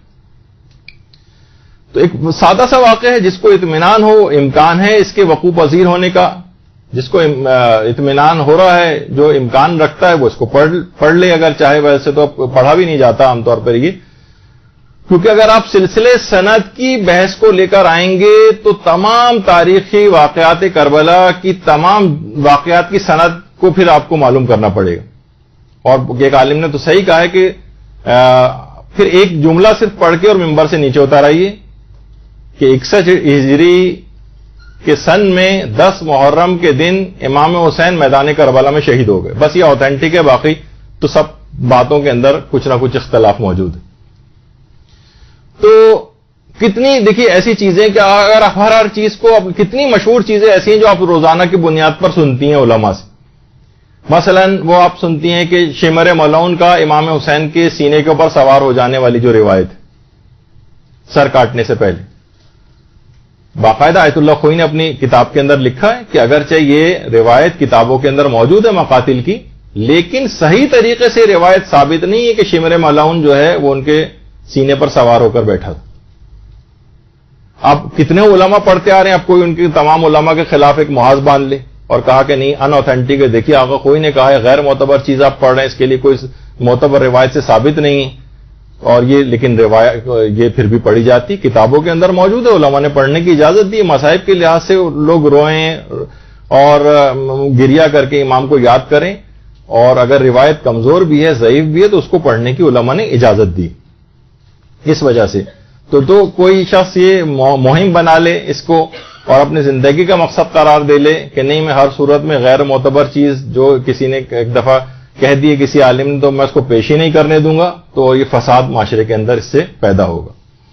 علماء فرماتے ہیں باقاعدہ لحوف جو کہ معتبر مقاتل میں سے ابن طاؤس نے جس کو لکھا ہے، ہمارے کتنا معتبر نام ہے ابن طاؤس، ان کی جو کتاب لحوف ہے اس کا پوری کتاب کی تمام روایت کا کوئی سلسلہ سند ہی نہیں، لیکن یہ معتبر مقاتل میں سے شمار ہوتی ہے کیونکہ یہ دیگر کتابوں سے بہرحال اس کی تائید ہوئی ہے. لیکن انہوں نے کسی بھی جگہ اس کو روایت کی شکل میں نہیں لکھا، بلکہ خاص ترتیب سے پورے واقعہ کربلا کو جس طرح انسان بیان کرتا ہوا جاتا ہے اس طرح سے لحوف کو تحریر کیا. تو وہ اعتراض ان کے اوپر بھی ہونا چاہیے پھر کہ انہوں نے تو اس میں بھی کوئی سلسلہ سند نہیں ہے، لحوف کی کتاب کا بھی کوئی سلسلہ سند نہیں، لیکن یہ معتبر مقاتل میں سے اور ان کو بالکل مردود قرار دیا ہوا ان کی کتاب کو. تو علماء کہتے ہیں پھر اس طرح کی یہ دو رنگی والی وہ نہیں ہونی چاہیے. تو اور بڑے علماء کے لیول کے اوپر تو خیر یہ بات بھی نہیں ہے، یہ ذرا نچلی سطح کے اوپر بہت سے جذباتی افراد وہ اس قسم کی باتیں لے کر آتے ہیں. تو علماء یہ کہتے ہیں کہ ترجیح المراسیل علی المرسل بدون مرجع یہ بالکل قبیح ہوتا ہے. یعنی ایک مرسل روایت کو تو آپ ترجیح دے رہے ہیں دوسری مرسل روایت پہ، جبکہ کوئی اس کے لیے کوئی خاص دلیل بھی آپ کے پاس موجود نہ ہو. لیکن ذرا ٹپیکل بات ہو جائے گی، چھوڑیے اس کو. اچھا اب اس کے بعد ایک اور اعتراض ہے. اب یہ ذرا اب آپ لوگ جو سنتی ہیں نا یہ تو تھوڑی سی اب تک خشک باتیں تھیں، اب تھوڑی سی اس طرح کی باتیں آئیں گی کہ ذرا آپ کو واضح ہوگا. آخر امام کی کس بیٹی سے حضرت قاسم کا عقد ہوا تھا؟ اگر آپ کہیں حضرت فاطمہ بنت الحسین جنہیں فاطمہ کبریٰ کہا جاتا ہے وہ تو بھابھی تھی ان کی. دیکھیے سب سے پہلے تو یہ اس میں بڑا اختلاف یہ آتا ہے کہ امام حسین علیہ السلام کی آخر بیٹیاں کتنی تھیں. یہ اختلاف ہے. بعض کہتے ہیں 2 تھیں, حضرت سکینہ اور حضرت فاطمہ بنت الحسین, اور شیخ مفید اور علامہ طبرسی کا یہ نظریہ ہے کہ 2 تھیں. بعض کہتے ہیں جیسے علامہ ابن شہر آشوب پہ 3 تھیں. دیکھیے ایک تو کربلا میں البتہ علماء کہتے ہیں 2 ہی بیٹیاں تھیں, لیکن یہ بھی معاملہ اختلافی, ابھی آگے چل کر بات آئے گی. فاطمہ کبریٰ یا فاطمہ بنت الحسین وہ تو 100% ان کا عقد حسن مثنیٰ سے ہوا تھا جو کہ امام حسن کے بیٹے تھے اور کربلا میں موجود تھے. ان سے تو ممکن نہیں ہے کہ حضرت قاسم کا عقد ہوا ہو, کیونکہ وہ تو واقعی بھابھی تھی.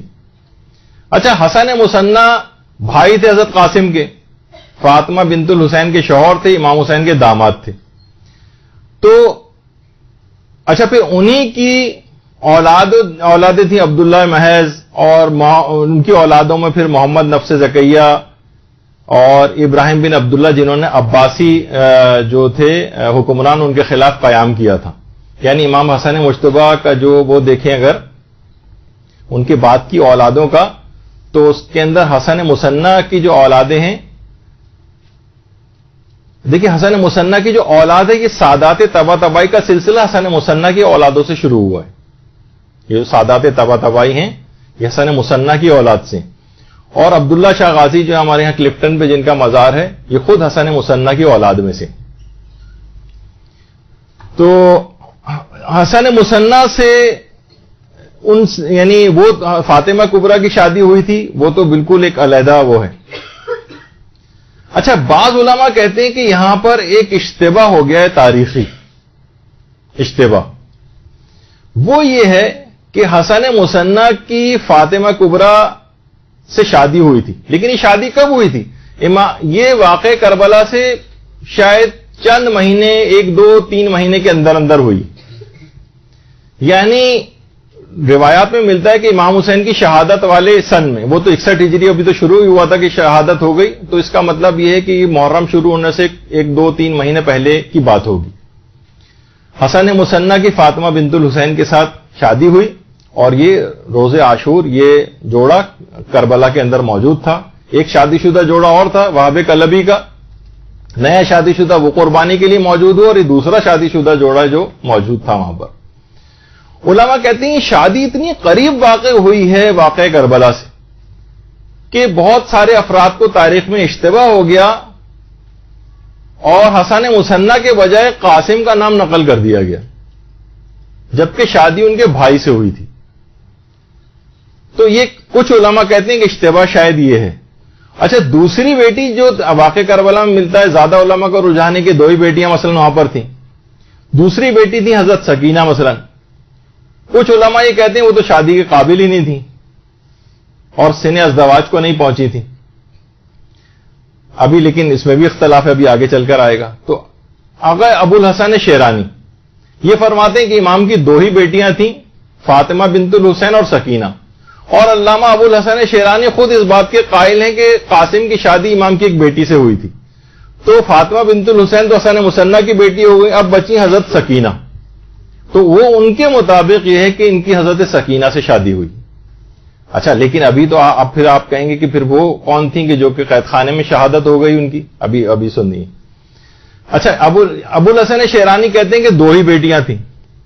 علامہ ابن شہر آشوب جن کی کتاب مناقب ہے, ہمارے بڑے علماء میں ان کا شمار ہوتا ہے, وہ فرماتے ہیں امام کی 3 بیٹیاں تھیں. علامہ اربلی یہ بھی ہمارے بڑے اوتھینٹک علماء میں شمار ہوتے ہیں, ان کی کتاب کشف الغمہ ہے, کشف الغمہ فی معرفت الائمہ, اس میں انہوں نے کہا ہے کہ امام کی 4 بیٹیاں تھیں. البتہ نام 3 بیٹیوں کے نقل کیے ہیں, سکینہ, فاطمہ بنت الحسین اور زینب نام کی ایک بیٹی, زینب بنت الحسین. تو 4 بیٹیاں تھیں. پھر ملا صالح مازندرانی, ملا مہدی مازندرانی جن کی کتاب معالی السبتین ہے, اس میں بھی انہوں نے امام حسین کی 4 بیٹیوں ہی کا تذکرہ کیا. اچھا کچھ علماء نے ایک جگہ پر اور کچھ جگہوں پہ اور وہی عام لوگوں کے اندر زیادہ مشہور ہے کہ امام کی ایک بیٹی زبیدہ کے ساتھ جو ہے وہ حضرت قاسم کی شادی ہوئی تھی، لیکن یہ اتنی اوتھینٹک بات نہیں۔ اچھا اب دیکھیے تاریخ کے اندر کتنے مسائل ہیں، ہر طرف آپ کو بڑے بڑے علماء ملیں گے، اور یہ خود ائمہ کی تمام اولادوں کے متعلق ہے کہ ان میں بیٹے کتنے تھے اور بیٹیاں کتنی تھیں۔ آپ کو یاد ہوگا کہ امام حسین علیہ السلام کا ایک واقعہ وہ ملتا ہے جس میں انہوں نے جب ان کے بیٹے نے سورہ الحمد ایک معلم نے آ کر ختم کرائی تو امام نے ان کا منہ موتیوں سے بھر دیا۔ وہ کون سے بیٹے تھے؟ ان کا نام تھا جعفر، لیکن امام حسین کے کسی بیٹے جعفر کا نام اتنا معروف نہیں لوگوں میں۔ تاریخ کے اندر بہت ساری اس طرح کی چیزیں۔ تو حضرت رقیہ اگر فاطمہ بنت الحسین اور سکینہ تھیں تو پھر حضرت رقیہ کون ہے؟ اچھا اب دیکھیے، اب آپ کے سامنے دو چیزیں میں پیش کر رہا ہوں، اس سے آپ کو اندازہ ہوگا کہ تاریخ کے اندر عام لوگوں کو بولنے میں کتنی احتیاط کرنی چاہیے اور کوئی ایک یک طرفہ نظریہ نہیں بنانا چاہیے۔ حضرت رقیہ 4 سال کی جن کی عمر تھی اور جن کا قید خانے میں انتقال ہوا تھا۔ کچھ علماء کا یہ کہنا ہے کہ شہید مطہری حضرت رقیہ کو تحریفات عاشورہ میں سے سمجھتے ہیں، وہ کہتے ہیں نہیں اس نام کی امام کی کوئی بیٹی نہیں تھی۔ البتہ کچھ لوگوں نے ڈیفینڈ کیا ہے شہید مطہری کو کہ نہیں ان کا یہ نظریہ نہیں تھا بلکہ وہ کسی اور کی بات پیش کر رہے تھے۔ اسی طریقے سے آغا ریشاری کے متعلق کہا جاتا ہے کہ وہ بھی حضرت رقیہ کے قائل نہیں۔ اس کے علاوہ محسن امین عاملی یہ بھی انکار کرتے تھے کہ حضرت رقیہ نام کی امام کی کوئی بیٹی نہیں تھی۔ اسی طریقے سے آیت اللہ مرشی نجفی جیسا علم الانساب کا ماہر، انہوں نے تو اپنی کتاب یعنی باقاعدہ ان کا نقل کیا گیا ان کا قول کہ اگرچہ قابل اعتبار مدارک اور منابع بیٹی رقیہ کے بارے میں خاموش ہیں، یعنی قابل اعتبار کتابوں میں ان کا تذکرہ نہیں ہے، لیکن اس قدر شہرت کے پیش نظر ان کے وجود سے انکار بھی نہیں کیا جا سکتا۔ یعنی اتنی زیادہ مشہور ہے بات ہی کہ حضرت رقیہ کے متعلق کہ ہم کوئی ایک نظریہ نہیں بنا سکتے کہ اگرچہ قابل اعتبار مدارک میں ان کا کوئی تذکرہ نہیں۔ دیکھیے ان کے متعلق بھی یہ بات ہو رہی تھی نا کہ جو قابل اعتبار کتابیں ہیں اس سے تائید نہیں ہوتی حضرت قاسم کی، لیکن شہرت رکھتی۔ تو اسی طریقے سے کہہ رہے ہیں کہ ان کی بیٹی رقیہ کے متعلق بھی قابل اعتبار مدارک میں تذکرہ نہیں ہے، لیکن اتنی زیادہ شہرت ہے کہ انکار بھی نہیں کیا جا سکتا۔ اسی طریقے سے جواد محدثی یہ تاریخ کے بڑے شیعہ علماء میں قرار دیے جاتے ہیں۔ جواد محدثی نے بھی انکار کیا حضرت رقیہ نام کی کوئی بیٹی نہیں تھی امام کی۔ اسی طریقے سے آیت اللہ جواد عاملی نے بھی انکار کیا۔ یہ گروپ سن لیا آپ نے کتنے بڑے بڑے علماء اور نام ہیں۔ اب دوسرا گروپ آ جائیے، آیت اللہ ناصر مکارم شیرازی کہتے ہیں حضرت رقیہ موجود تھی، امام کی ایک بیٹی نہیں حضرت رقیہ، یہ قائل ہیں۔ آیت اللہ نوری حمدانی یہ قائل ہیں۔ آیت اللہ شیخ جواد تبریزی یہ قائل ہیں، اور بلکہ یہ تو کہتے تھے کہ واجب ہے حضرت رقیہ کی جہاں ذریعہ اس کا مکمل احترام اسی طریقے سے واجب ہے چاہے احتمالی کیوں نہ ہو اس کا، وہ بھی حضرت رقیہ کے قائل تھے۔ اسی طریقے سے آیت اللہ علی حسینیہ میلانی یہ قائل ہیں کہ حضرت رقیہ تھیں، امام کی بیٹی تھیں۔ آیت اللہ صافی گلپائگانی قائل ہیں، اس کے علاوہ آیت اللہ گورگانی قائل ہیں، اور اس کے علاوہ آیت اللہ حسین مظاہری قائل ہیں، اور آیت اللہ صادق روحانی قائل ہیں، اور آیت اللہ سیستانی بھی اس کے قائل ہیں کہ حضرت رقیہ تھی۔ تو آپ نے دیکھا کہ دونوں طرف کتنے بڑے بڑے نام ہیں، کتنے بڑے بڑے علماء ہیں، سب کے پاس اپنے اپنے دلائل ہیں۔ پوری لوگوں نے دلائل پہ کتابیں لکھی ہیں کہ حضرت رقیہ نہیں تھی، اور جواب میں 50 دلیلیں علماء نے لکھی ہیں کہ حضرت رقیہ تھی۔ اب کوئی ایک نظریہ بنا لے اس میں، مثلا کہے کہ نہیں مجھے تو مثلا شہید مطہری کی بات جو ہے نا وہ ہے بس حضرت رقیہ نہیں تھی، اور روزانہ مجالس کے اندر اس کو پروف کرنا شروع کر دے اور کہے کہ یہ بالکل امام کے اوپر ایک کردار کشی ہے کہ امام سے ایک بیٹی کو منسوب کیا جائے جبکہ وہ وجود ہی نہیں رکھتی تھی مثلا۔ تو یہ تمام چیزیں کیا ہوں گی کہ ایک فتنہ اور فساد معاشرے کے اندر پھیلے گا کہ دوسری طرف بھی علماء اس کے قائل رہیں۔ تو یہ طریقہ کار کسی بھی ذاکر اور ذاکرہ کو کہ اختلافی مسائل کے اندر وہ پڑے، یہ اس کے لیے مناسب نہیں۔ اچھا اب رہ گئی تھیں حضرت سکینہ، ان کے متعلق یہ بات کہی جاتی ہے کہ جناب وہ تو بہت اس وقت چھوٹی عمر کی تھیں، ان سے تو شادی ممکن ہی نہیں ہے۔ تو عبد الرزاق المکرم جن کی کتابیں معتبر مقاتل کے اندر سے شمار کی جاتی، جن کے مقتل معتبر اور دیگر کتابیں بھی ان کی، انہوں نے کہا ہے کہ حضرت سکینہ کی عمر 13 سال تھی اور قابل ازدواج تھی. خیر عبد الرزاق المکرم خود اس عقد کے قائل نہیں تھے، لیکن انہوں نے عمر لکھی ہے حضرت سکینہ کی، وہ 13 سال ہے، اور کہا کہ شادی کے قابل تھی. اور پوری ایک کتاب السیدہ سکینہ، سکینہ بھی کہا جاتا ہے، سکینہ بھی، امام حسین کی اس بیٹی پہ پوری ایک کتاب عبد الرزاق المکرم نے لکھی ہے، اور اس میں بھی جو عمر ہے ان کی وہ 13 سال قرار دی. اور آیت اللہ صادق روحانی، جن کی اجوبۃ المسائل کے نام سے جو کتاب ہے، اس میں تاریخی استفتات بھی ہیں، ان سے بھی سوال پوچھا گیا کہ حضرت سکینہ کی عمر کتنی تھی، تو انہوں نے 18 سال نقل کی. اب دیکھا آپ نے تاریخ کے اندر کتنی اس طرح کی باتیں. تو اب شیخ ترویحی جو زیادہ علماء نے جس روایت کو پیش کیا اس میں امام کی کسی بیٹی کا نام نہیں ہے کہ بس روایت میں یہ کہ امام نے اپنی ایک بیٹی کا عقد حضرت قاسم سے کیا، اور یہ نہیں ہے کہ حضرت فاطمہ کبریٰ سے کیا تھا، جو فوراً لوگ کہتے ہیں کہ فاطمہ کبریٰ تھی، وہ تو ان کی بھابھی تھی، تو بھابھی سے کیسے ہو سکتا ہے. تو علماء نے یہی بات کہی ہے، وہ جو اس بات کی حمایت میں کہ جو زیادہ صحیح روایت ہے وہ یہ ہے کہ اس میں بیٹی کا نام تذکرہ نہیں ہے روایت کے اندر، بلکہ یہ روایت کا ہے کہ امام نے اپنی ایک بیٹی کا حضرت قاسم سے کیا اور نام نہیں بتایا کہ کون سی تھی. اچھا، جو ابھی آغا آیت اللہ ذہنی تہرانی کی کتاب مدینے سے مدینے تک، اس میں فاطمہ کا تذکرہ آیا ہے، تو اس پہ بھی علماء نے کہا کہ امام کو اپنے امیر المومنین علیہ السلام اور حضرت شہزادی زہرا سلام اللہ علیہ درود بھیجیے نا، اللہم صلی علی محمد.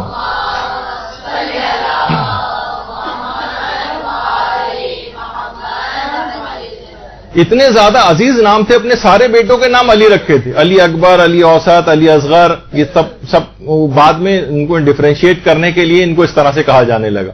فاطمہ صغرا اور کبریٰ اور وسطیٰ وغیرہ اس طرح کے جو نام ہیں، کیونکہ ساری بیٹیوں کے نام فاطمہ رکھے تھے. تو امام کی کتنی بیٹیاں تھیں یہ خود ایک اختلافی بات ہے. آپ نے سنا 2 تھیں، 3 تھیں، 4 تھیں. علامہ اربنی نے لکھا جیسے کہ کچھ علماء اس کے بھی قائل ہیں کہ 5 تھیں اور کچھ 7 تک بھی لے کر جاتے ہیں.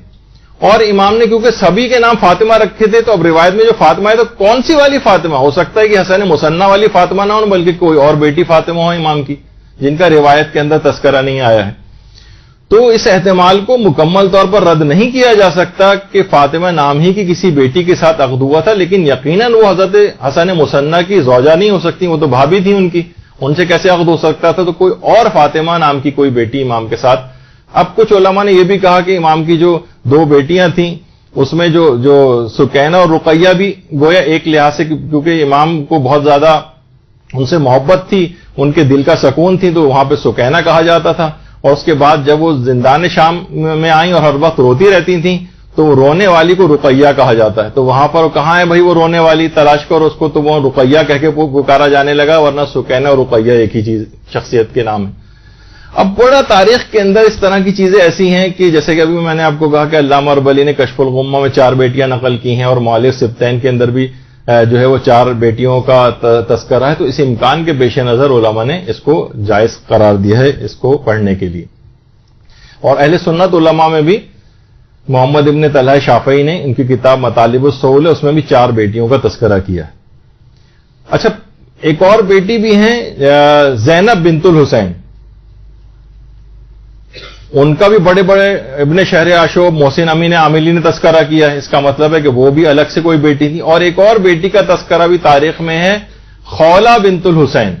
ان کا بعلبک جو لبنان کے اندر ایک علاقہ ہے، وہاں پہ باقاعدہ ان کا جو روضہ بھی ہے، وہ امام حسین کی بیٹی کے لحاظ سے کچھ نے اس کو بھی نقل کیا ہے، اور باقاعدہ رہبر معظم نے اس روضے کو بعلبک میں بنوایا بھی ہے لبنان کے اندر، اور بڑا پرشکو ان کا وہ ہے. اور حزب اللہ وغیرہ کی جو دعائے افتتاح جو پڑھتے ہیں وہ اسی ان کے روضے میں جا کر پڑھتے ہیں. تو بہت ساری اس طرح کی چیزیں جو چلیں اتنی اوتھینٹک نہیں ہیں، زیادہ قابل اعتبار قرار نہیں دیا جا سکتا، لیکن خولہ نام کی بھی ایک بیٹی تھی. تو بہت ساری اس طرح کی باتیں تاریخ کے اندر ہیں. اچھا، کچھ یہ بھی کہتے ہیں کہ حضرت قاسم عمر کے اعتبار سے بالغ نہیں تھے، تو کیسے ممکن ہے کہ ان کی شادی کی بات جو ہے وہ ہوئی ہو؟ تو دیکھیے، سب سے پہلے تو حضرت قاسم کی عمر کے متعلق اختلاف ہے.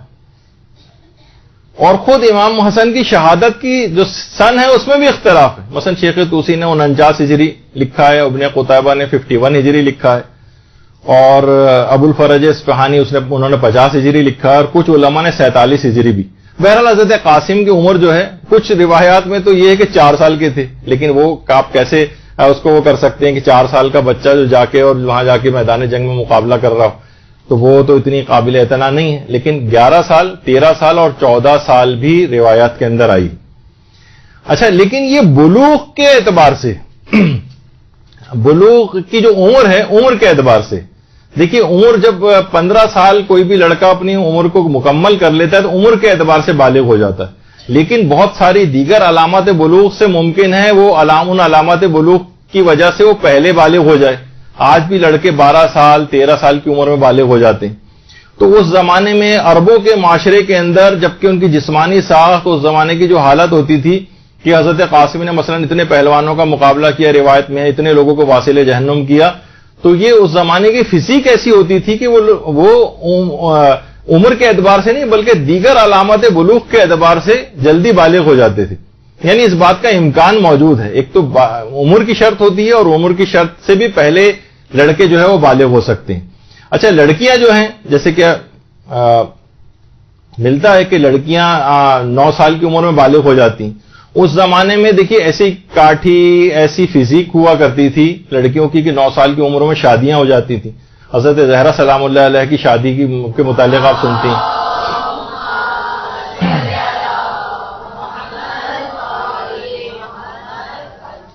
تو وہاں کی آب و ہوا اور اس کے مطابق اور ان کے ہاں اولادیں بھی جلدی جلدی ہو جاتی تھیں. آج کل کی 9 سال کی بچیوں کو آپ دیکھیں ممکن ہی نہیں لگتا کہ یہ شادی کے قابل ہو. تو سب سے پہلی بات تو یہ ہے کہ کیا عقد نکاح کے لیے وہ علماء جواب یہ دیتے ہیں جو اس کے قائل ہیں کہ اگر آپ یہ کہہ رہے ہیں کہ وہ شادی کی عمر نہیں تھی تو کیا عقد نکاح کے لیے بلوغ شرط ہے؟ نابالغ کی بھی بہت ساری مصلحتوں کے تحت شادی ہو سکتی ہے. شادی میں ہمیشہ ازدواجی فائدہ جو ہے وہ مقصود نہیں ہوتا ہے. بعض اوقات لوگ بچیاں ایڈاپٹ کرتے ہیں ان کی تاکہ ہم ان کے بالغ ہونے کے بعد بھی ان کے ساتھ محرمیت قائم رہے, تو کچھ عقد محرمیت وغیرہ بھی پڑے جاتے ہیں جس کا بھی موقع نہیں ہے بیان کرنے کا, لیکن تاکہ ان میں محرمیت قائم ہو جائے کچھ اس طرح کی اس کے اندر شرعی ہیلے کیے جاتے ہیں جس سے وہ بعد میں بھی اس شخص کی جو ہے وہ محرم بن جائے. تو صرف ضروری نہیں ہے, اور بعض مراجع تو یہاں تک قائل ہیں جیسے آیت اللہ صادق روحانی, انہوں نے تو آیت اللہ صادق روحانی نے اپنے فتویٰ میں کہا ہے کہ حضرت قاسم کے اس عقد کو اس وصیت کے طور پر قبول کرنے میں حرج نہیں ہے کہ جو کہ امام حسن نے کی تھی. ان کی وصیت تھی اور وصیت کے مطابق جو ہے امام نے جو ہے وہ عمل کیا ہے, تو اس لحاظ سے وصیت کو نافذ کرنے کے لحاظ سے اس کے اندر کوئی امر مانے نہیں. یہ نابالغ کا عقد بھی ہو سکتا ہے, یعنی جو بچے کا جو ولی ہے وہ اس کو وصیت کی وجہ سے اس کو نافذ کر سکتا ہے جو بھی وصی. اچھا, کچھ لوگ اس میں ایک فقہی اشکال لے کر آتے ہیں کہ جواہر الکلام جو کتاب ہے ہماری اس کے اندر یہ چیز لکھی ہوئی ہے کہ کوئی جو وصی ہے وہ نابالغ جس کو وصیت کی گئی ہو وہ نابالغ کا عقد نہیں کر سکتا. مثلا امام حسین کو وصیت تھی تو امام حسین یعنی چلیں یہ تو ایک الگ سے فقہی مسئلے کے طور پر بھی ہے کہ اگر وصیت کر کے کوئی جائے تو وصی جو ہے نابالغ کا عقد نہیں کر سکتا ہے. تو اس پہ بھی علماء نے بات کہی اور کہا یہ بات اگرچہ اختلافی ہے لیکن وہ عقد آیت اللہ خوئی نے مستند عروۃ الوثقی کے اندر باقاعدہ اس محمد ابن مسلم اور ابو بصیر کی جو صحیح روایت ہے اس میں ثابت کیا ہے کہ وصی بھی جو ہے جس کو وصیت کر کے گیا ہوں وہ بھی نابالغ کا عقد کر سکتا ہے. اور امام کے پاس تو ولایت مطلقہ تھی. آج کل لوگ تو ظاہر ہے اس کے بھی قائل ہیں کہ بہت سے علماء کے نزدیک فقیہ کے پاس بھی ولایت مطلقہ ہوتی, کچھ کے نزدیک یہ ہے. تو امام کے پاس تو بدرجہ اولا ولایت مطلقہ تھی. اور ہمارا یہ بھی نظریہ ہے کہ امام کے شہادت کے بعد یا دنیا سے پردہ فرما جانے کے بعد بھی ان کی ولایت ساقط نہیں ہوتی, یہ بھی علماء کا نظریہ ہے. تو اور پھر وصیت بھی کر کے گئے تھے, تو امام کے پاس تو الگ سے بھی اسپیشل قسم کی ولایت مطلقہ کے تحت اتھارٹی تھی کہ وہ نکاح کر سکتے. تو لہٰذا اور عام شخص کے لیے جو وصی کے لیے کے لحاظ سے اجازت ہے اور مراجع نے اجازت دی ہے تو پھر اس میں بھی ممکن ہے. اس لحاظ سے اس کی جو تفصیل ہے تحریر الوسیلہ میں امام خمینی نے بھی ان مسائل کے اوپر لکھا ہے کہ وسیع اور جو نابالغ کی تزویج کے احکام اور منہاج الصالحین وغیرہ جو کتابیں علماء کی اس میں بھی موجود ہیں. اب علماء ایک اعتراض یہ پیش کیا جاتا ہے اور اس کو تھوڑا سا ڈراماٹائز بھی لوگ تھوڑا سا کر دیتے ہیں کہ اتنی مصیبت کے دن کوئی کیسے شادی کے متعلق سوچ سکتا ہے. اتنا مصیبت والا دن تھا عاشورہ، کہاں عاشورے کا روز، اتنی زیادہ شہادتیں، اس میں کہاں شادی، یہ کچھ سمجھ میں آنے والی بات نہیں. تو دیکھیں کچھ علماء تو جو اس بات کے قائل ہیں کہ امام کی وصیت پر عمل کرنا ضروری تھا، جیسے آیت اللہ صادق روحانی، تو اس لحاظ سے تو چاہے عاشورے کا روزہ کچھ ہو، وہ ایک واجب والا حکم تھا، اس کو پورا کیا گیا. اور ایک لائن کا عقد پڑھنے کے اندر تو کوئی ایسا وقت، لوگ کہتے ہیں اتنا وقت شادی میں لگ جاتا ہے، اس میں اتنا وقت ہی کہاں تھا امام کے پاس. تو ہماری طرح کی شادیاں تو نہیں ہوتی تھیں اس زمانے میں. تو معصومین کے گھرانے یا ان کی جو شادیاں اس کو اپنی شادیوں پر قیاس نہیں کرنا چاہیے. خاندان عصمت و طہارت کی شادیاں وہ بہت سادہ طریقے سے ہوتی تھیں. تو وہ علماء جو کہتے ہیں کہ یہ بات بہت بعید ہے اور خلاف عقل ہے کہ عاشور کے روز کیسے یہ ہوا ہوگا، تو آیت اللہ جو ہے ابو الحسن شیرانی، انہوں نے لکھا ہے کہ یہ بات کہنا کہ یہ بہت بعید ہے، یہ صحیح نہیں. وجہ اس کی ہے کہ ہم معصوم کی جو کاموں کی مصلحتیں ہیں اس سے ہم واقف نہیں. اور کچھ علماء نے مصلحت یہ بھی بتائی ہے کہ حضرت قاسم کے امام یہ چاہتے تھے کہ قاسم عقد کی فضیلت کو حاصل کر کے دنیا سے جائیں، کیونکہ بے شادی شدہ قدرت رکھتے ہوئے کسی بھی اعتبار سے انسان بے شادی شدہ جائے تو اس کی فضیلت ذرا کم ہے. تو اور علماء نے یہ بھی کہا کہ روایت کے اندر یہ بھی آیا کہ نیک شخص جو ہوگا وہ آخرت میں اپنی زوجہ صالحہ کے ساتھ ملحق کیا جائے گا، یعنی جنت میں وہی اس کی زوجہ بنے گی. تو امام حسین علیہ السلام اپنے بھائی امام حسن کے اس احسان کو کہ ان کے بیٹے نے اپنی جان امام حسین پر قربان کی، اپنی بیٹی سے جو اس وجہ سے تزویج کی کہ اس احسان کے احترام میں اس عمل کو امام نے انجام دیا. تو اس کی بہت سی مصلحتیں ہو سکتی ہیں، اور بہت سے میں نے ذاکرین وغیرہ سنا ہے. البتہ یہ کہ وہ کوئی عالموں کے لحاظ سے بات نہیں ہے، اور ممکن ہے اس میں نے اتنا غور بھی نہیں کیا کہ اس زمانے میں یہ ہوتا تھا کہ کوئی بے شادی شدہ یا کماری لڑکی ہوتی تھی اس کو کنیزی میں لیا جاتا تھا. تو امام نے بہت سارے اقدامات ایسے کیے تھے کہ بعد تک یہ تمام چیزیں نہ ہو پائیں، لیکن اس کا کوئی ویسا میرے پاس آتھینٹک کیا، میں نے اس پہ غور اتنا نہیں کیا، نہ کسی ابھی عالم سے پوچھا کہ اس میں کتنی صداقت ہے. لیکن بہرحال امام کے کاموں کی مصلحتوں سے امام خود واقف ہیں، اور ہم ان پہ یہ نہیں کہہ سکتے ایسا کیسے ممکن ہے کہ انہوں نے ایسا کیا ہو. اور پھر بہت سی روایتوں کے اندر لوگ کہتے ہیں کہ عروسی کا جوڑا لے کر آؤ، مثلا جیسے کہ ابھی آیت اللہ ذہنی تہرانی نے بھی لکھا ہے کہ کیا قاسم کے لیے نئے کپڑے موجود ہیں، تو انہوں نے کہا نہیں. کہا کہ اچھا بھائی حسن کی امانتوں والا صندوق لے کر آؤ، اور پھر امام حسن کا امامہ اور قبا نکال کے قاسم کو پہنائے تھے. تو لوگ یہ کہتے ہیں کہ بہرحال امام حسن یہ کیسے ممکن ہے کہ وہاں پر لوگ یہ سمجھتے ہیں کہ شاید ہماری طرح کے برانڈڈ شیروانیاں اور اس ٹائپ کی کوئی چیزوں کا اہتمام ہوگا. نہیں، امام حسن کا صندوق نکال کے ان میں سے اپنے والد کا ان کے جو لباس پہنایا، وہ روایت کے اندر اگر ہم اس روایت کو صحیح بھی مانے تو اچھا دیکھیے، لوگ کہتے ہیں بھائی مرنے سے پہلے بھی شہید ہونے جا رہے ہیں، امام کو پتہ ہے شہید ہو جائیں گے، پھر نئے کپڑوں وغیرہ کا اہتمام کیوں کیا جا رہا ہے؟ تو باقاعدہ اعمالیہ شیخ طوسی کے اندر بھی ہے، مجلس نمبر 14 حدیث نمبر 41 میں، اور بہار الانوار کی 43ویں جلد کے اندر بھی علامہ مجلسی نے لکھا ہے کہ حضرت زہرا کی جب شہادت کا وقت آیا تھا تو انہوں نے اپنے لیے نئے لباس کو طلب کیا تھا. تو خاندان اہل بیت کے لیے تو موت شہد سے زیادہ شیریں ہے، اس کے لیے اگر نیا لباس بھی وہ طلب کریں تو کوئی ایسی بات نہیں ہے. یعنی ہمیں اپنے اوپر قیاس نہیں کرنا چاہیے کہ ہمارے ہاں تو صفحے عزا اور صفحے ماتم بچ جائے، اگر تھوڑا سا بھی کوئی بیمار ہو جائے اور انتقال کے قریب آ جائے تو اپنے اوپر قیاس کر کے ہم لوگ بعض اوقات اعتراض کر رہے ہوتے ہیں. اچھا، کچھ نے کہا کہ بھائی اگر حضرت قاسم کی کوئی زوجہ ہوتی تو بات کی تفصیلات کیوں نہیں کہ وہ کہاں گئیں، کیا ہوا ان کے ساتھ. تو علماء یہ کہتے ہیں دیکھیے آئمہ کی جو کتنی ازواج تھیں اس کی بھی تفصیل لوگوں کو صحیح طور پر پتہ نہیں. خود حضرت شہربانوں کو تاریخ کے اندر نہیں پتا کہ وہ کہاں گئیں، کیا ہوا، اور آئمہ کی اولادیں کتنی تھیں، آئمہ کی اولادوں نے کن جگہوں پہ شادیاں کیں. خود امیر المومنین کے 18 بیٹے تھے، ان سب کی شادیاں کہاں کہاں ہوئیں، ان کی اولادیں کہاں ہیں، ان لوگوں کے قبور کہاں ہیں. خود آئمہ کی سسرالی جو ہوتے تھے ان کے متعلق تفصیلات نہیں ہیں. امیر المومنین کے بھائی ایک طالب تھے، اگر آپ تفصیل نکالنے بیٹھے تو چند لائنوں یا چند صفحات سے زیادہ ان کی تفصیل نہیں ملتی طالب کی. تو اگر کسی کا تذکرہ نہ ملے بعد میں تو یہ کوئی آرگومنٹ نہیں ہے کہ ورنہ پتا ہوتا کہ بھئی کون تھی، کہاں گئیں. بہت ساری تفاصیل تاریخ کے اندر موجود نہیں، لیکن اس کا امکان موجود ہے، احتمال موجود ہے، تو لہٰذا اس وجہ سے اس کو علماء نے پڑھنے کی اجازت دی. اچھا، کچھ لوگ اس پہ بھی اعتراض کرتے ہیں کہ اگر آپ پوری روایتیں پڑھیں تو حضرت قاسم کا اپنی زوجہ سے ایک مکالمہ ہے، ایک مکالمہ، اور شوہر و بیوی میں جس طریقے سے بات ہوتی ہے تو انہوں نے کہا کہ میں آپ کو، انہوں نے کہا میں جانا چاہتا ہوں میدان جنگ میں، تو انہوں نے کہا کہ میں آپ کو شہید ہو گئے تو میں آپ کو میدان حشر میں کیسے پہچانوں گی، تلاش کروں گی. تو حضرت قاسم نے اپنے لباس کا ایک ٹکڑا پھاڑ کے ان کو دیا کہ تم اس کے ذریعے مجھ سے پہچان. تو لوگ کہتے ہیں کہ بھئی کیسے ممکن ہے کہ میدان کارزار کے اندر جا رہے ہوں اور شوہر و بیوی میں اس طرح کی باتیں ہو رہی ہوں. تو یہ دیکھیے ہم اپنے مطابق یہ چیز سوچ رہے ہیں. حضرت زہیر ابن قین جو امام کے صحابی تھے، یہ عاشور کے روز مذاق کر رہے تھے. کوئی کہے کہ بھئی یہ کیسے ممکن ہے، یہاں لاشوں پہ لاشیں گر رہی ہیں اور زہیر ابن قین مذاق کر رہے ہیں. بعض صحابہ نے اعتراض بھی کیا تھا امام کے ساتھیوں نے.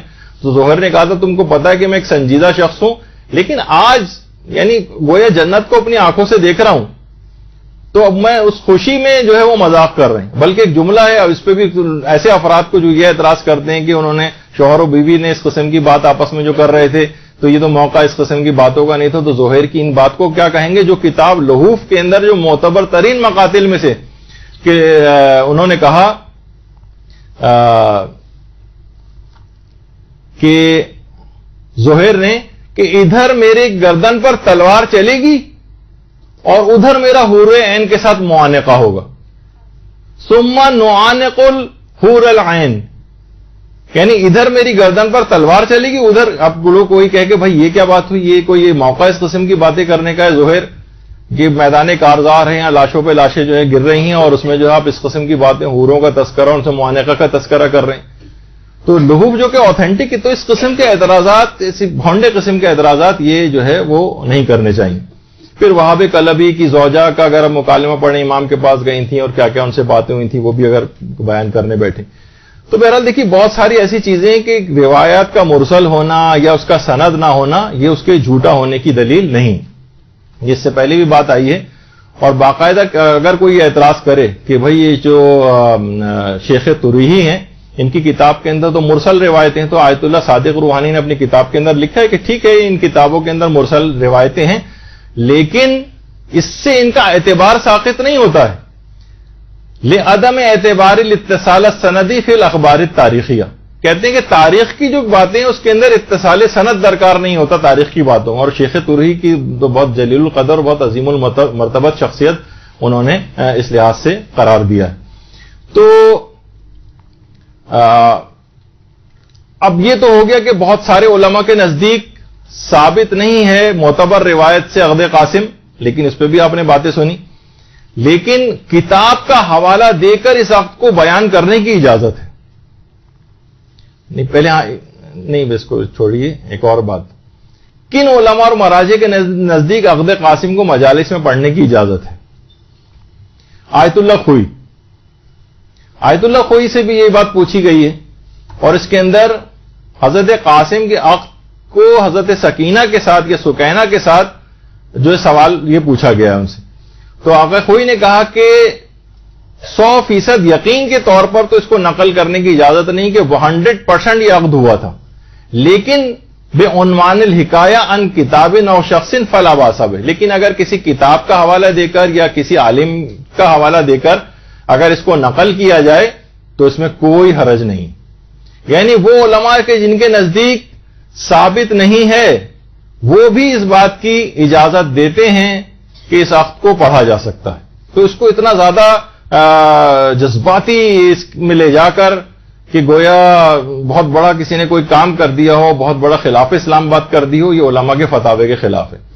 اس کے بعد آیت اللہ شیخ جواد تبریزی سے یہ چیز پوچھی گئی تو انہوں نے جواب دیا کہ لا باس باقامت العزاء والبکاء علی القاسم علیہ السلام او علی الزواج، کوئی حرج نہیں ہے حضرت قاسم کے لیے حتیٰ کہ ان کی شادی کے تذکرے کے اندر بھی کوئی حرج نہیں.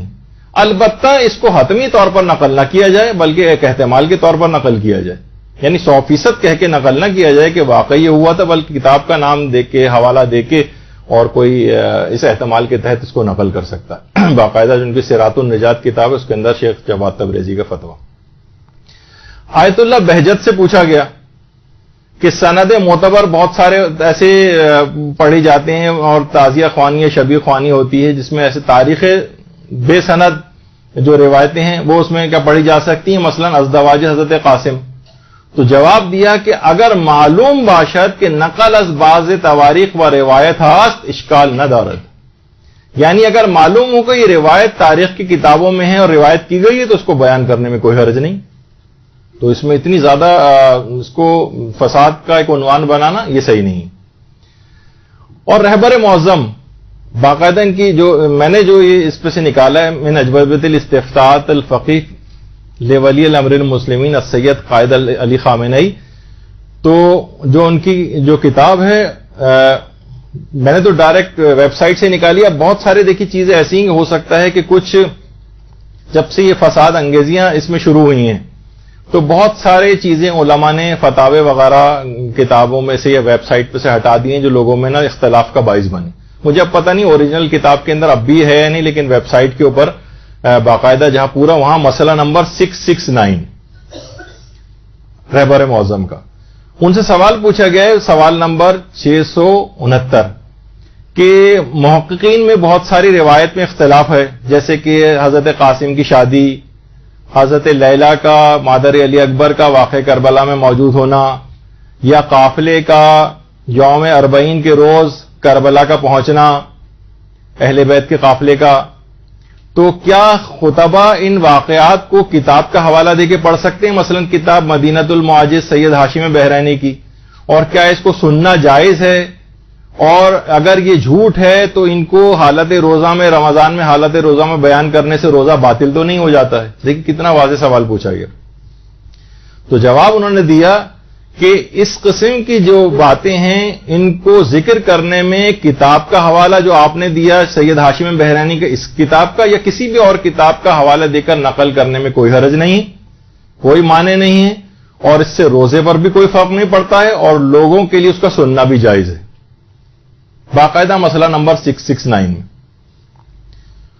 تو اس لحاظ سے بھی کوئی اس کے اندر مسئلہ نہیں۔ اور آیت اللہ صادق روحانی نے بھی کہا کہ یہ اس کو ماننے میں کوئی حرج نہیں ہے کہ وصیت امام کو نافذ کرنے کے حوالے سے اس وقت کو تسلیم کر لیا جائے۔ اور آیت اللہ محسن الحکیم نے، اب تو اتنا وقت بھی نہیں رہا کہ میں اس کو پورے کو پڑھوں، انشاءاللہ مہندی والی جو ہماری گفتگو ہوگی اس کے اندر بھی آئے گا، تو اس کے اندر بھی آیت اللہ محسن الحکیم نے اس عقد کو پڑھنے کی اجازت دی کہ حضرت قاسم کے اس عقد کو اگر کوئی شخص مجالس میں پڑھنا چاہے تو اس میں کوئی حرج نہیں۔ اور آقا ابو الحسن شیرانی فرماتے ہیں کہ بنظر ما ہیچ علتی نہ دارت کے تزویج حضرت قاسم را انکار کو نہیں، کتاب دم السجوم جو کہ نفس المحموم کا ترجمہ ہے، اس میں کہہ رہے ہیں میری نگاہ میں کوئی عذر مانے نہیں ہے کہ میں حضرت قاسم کی تزویج کا انکار کروں۔ اچھا، اسی طریقے سے آیت اللہ سید محمد علی حائری طبسی، انہوں نے مقتل الحسین کے اندر لکھا ہے کہ روز عاشورہ میں جو واقعات ہوئے ہیں ان میں سے ایک واقعہ عروسی شہزادہ قاسم ابن حسن بھی، یعنی جو واقعہ پیش آیا ہے۔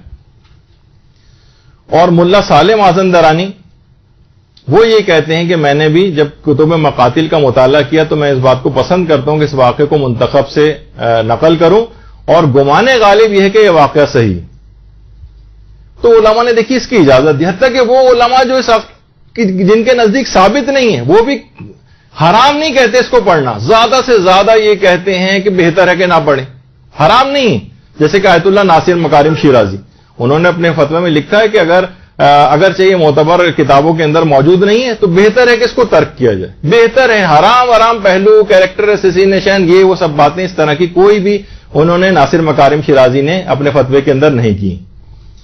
تو اس لحاظ سے اس کے اندر بہت زیادہ جذباتی پن اس لحاظ سے لانے کی ضرورت نہیں ہے۔ اچھا، اب یہ جو کہا ہے کہ کیا لوگ اکثر خطبہ حضرات جو ہیں وہ یہ بیان کر رہے ہیں کہ اس روایت کو بیان کرنے میں قاسم کی کیریکٹر اسیسینیشن ہے. کیا معاذ اللہ کردار کشی ہے؟ یعنی کیا کسی غیر شرعی کام کی نسبت حضرت قاسم کی دے رہے ہیں ہم؟ کیا کوئی انتہائی مکروہ یا ناپسندیدہ کام کی نسبت دی جا رہی ہے؟ یا کسی کوئی بہت ہی باعث شرم کام ہے معاذ اللہ کہ اس سے نسبت دی جا رہی ہے؟ سنت رسول ایک عقد ہوا تھا، تاریخ میں ہوا تھا یا نہیں ہوا تھا، کچھ کہتے ہیں ہوا تھا، کچھ کہتے ہیں نہیں ہوا تھا. تو اگر اس عقد کو علماء بیان بھی کرتے آ رہے ہوں اور اس کو بیان کرنے کی اجازت بھی دے رہے ہوں، تو کیا معاذ اللہ وہ قاسم کی کردار کشی کی اجازت دے رہے ہیں؟ تو اس مسئلے کو بالکل بھی جذباتی طور پر اس کو نہیں رکھنا چاہیے. تاریخ کی باتوں کو تاریخ کی حد تک رہنے دینا چاہیے. جو مخالفین ہیں، جو معترضین ہیں، ان کے پاس بھی دلائل موجود ہیں. جو جواب اس کا دے رہے ہیں، جو قائل ہیں، ان کے پاس بھی دلائل موجود ہیں. کتابوں میں یہ عقد لکھا ہوا ہے، اشکالات بھی ہیں، جوابات بھی ہیں، فتاوے دونوں طرف بھی ہیں. تو اس کو فساد اور جھگڑا بنانے کی ضرورت نہیں، کیونکہ نہ یہ عقائد کا مسئلہ ہے، نہ واجبات کا مسئلہ ہے. اور اس کی حمایت اور رد میں کتابیں بھی لکھی گئی. التقریر الحاسم لعرس القاسم، باقاعدہ اس کی رد میں کتاب لکھی گئی ہے. قول ثواب فی نفی عرس القاسم، اور اس کے علاوہ جو اس کی حمایت میں لکھی گئی ہیں کتابیں، البیان المبرہن فی عرس القاسم ابن حسن، اور آغا مرشی حائری جو شہرستانی کے نام سے مشہور تھے، انہوں نے کتاب لکھی الحجج القاطعہ فی اثبات وقوع عرس القاسم ابن حسن والرد علی التقریر الحاسم، یا دفع المغالطہ فی مسئلہ عرس القاسم ابن حسن بکربلا، دق الخشوم فی جواز قرأت عرس القاسم المظلوم، رد علی تقریر الحاسم وغیرہ. کتنی اس طرح کی کتابیں ہیں. اور باقاعدہ آقا بزرگ تہرانی نے اپنی کتاب الذریعہ کے اندر 17ویں جلد کے اندر اور کچھ اور جلدوں کے اندر بھی ان تمام کتابیں جو عروس قاسم کے لیے حق میں لکھی گئی ہیں وہ ان کے بھی نام نقل کیے ہیں، اور جو خلاف لکھی گئی ہیں ان کے بھی نام نقل کیے ہیں، اور جو حمایت میں لکھی گئی ہیں ان کے نام جو ہیں وہ زیادہ ہیں، اگر 17ویں جلد میں اور جو جلدیں ہیں اس کے اندر بھی. تو اب کتنی دیکھیے کتابیں ایسی ہیں جس کے اندر بڑے بڑے علماء نے عروس قاسم کو نقل کی. ہم اس کو کوئی ثابت نہیں کر رہے ہیں، لیکن ایک دوسرا پہلو پیش کر رہے ہیں کہ اس کو نزاع اور جھگڑا بنانے کی کوئی ضرورت نہیں. 27 کتابوں کے نام تو اتنا وقت بھی نہیں کہ ان کو پڑھتا بالکل ٹائم بالکل ختم ہو گیا، اس کے بعد آپ کا دوسرا لیکچر بھی ہے. تو اس میں کوئی اتنے بڑے بڑے علماء اس کو نقل کرتے آ رہے ہوں. اور اس میں آیت اللہ جواد تبریزی سے بھی یہ بات پوچھی گئی، انہوں نے اس کی اجازت دی ہے پڑھنے کی، البتہ یہ کہا ہے کہ 100% اس کو یقینی طور پر پیش نہ کیا جائے، ایک تاریخی عنوان سے جو ہے وہ پیش کیا جا سکتا ہے. اور انہوں نے ایک اور بھی اچھی بات لکھی کہ کیا آپ کے پاس کتنے ایسی چیزیں جو بالکل 100% واقعات ہیں، یقینی باتیں، وہ آپ پیش کریں. تو دونوں کے لحاظ سے باتیں ہیں اس کے اندر کہ اس کو انہوں نے اجازت بھی دی ہے پڑھنے کی، اور یہ کہا ہے کہ بہرحال جو یقینی باتیں ہیں، جو شبہات ہیں لوگوں کے، وہ بھی دور کرنے چاہیے. تو یقینی باتیں زیادہ پیش کریں بنسبت یہ کہ انسان مشکوک باتیں یا اس طرح کی باتوں کو جو ہے وہ پیش کرے. تو دونوں افراد کے لحاظ سے بات ہے کہ جب اتنا زیادہ سیریس مسئلہ ہے نہیں اور علماء نے بیان کرنے کی اجازت دی ہے، تو کوئی بیان کر رہا ہے تو اس میں جھگڑے اور فساد کی اور کیریکٹر اسیسینیشن اس طرح کی باتیں یہ نہیں کرنی چاہیے. اچھا ایک بات بس آخری، اور دیکھیے ایران میں اس موضوع پہ بہت کام ہو رہا ہے کہ جو واقعات کربلا کی جو روایات ہیں مقاتل کی، یہ اتنی زیادہ پیچیدہ، گنجلک اور اختلاف والی ہیں کہ آغا سید محمد یزدی نجفی، ان کا ایک پورا ادارہ ہے جو اس کے اوپر انہوں نے بہت زیادہ کام کیا ہے. واقعات کربلا کی جو روایات ہیں اس میں انہوں نے کہا کہ بہت بہتر ہوگا، اور ایک پروپوزل دیا ہے کہ روایات مقتل کی درجہ بندی کرنی چاہیے روایات کی.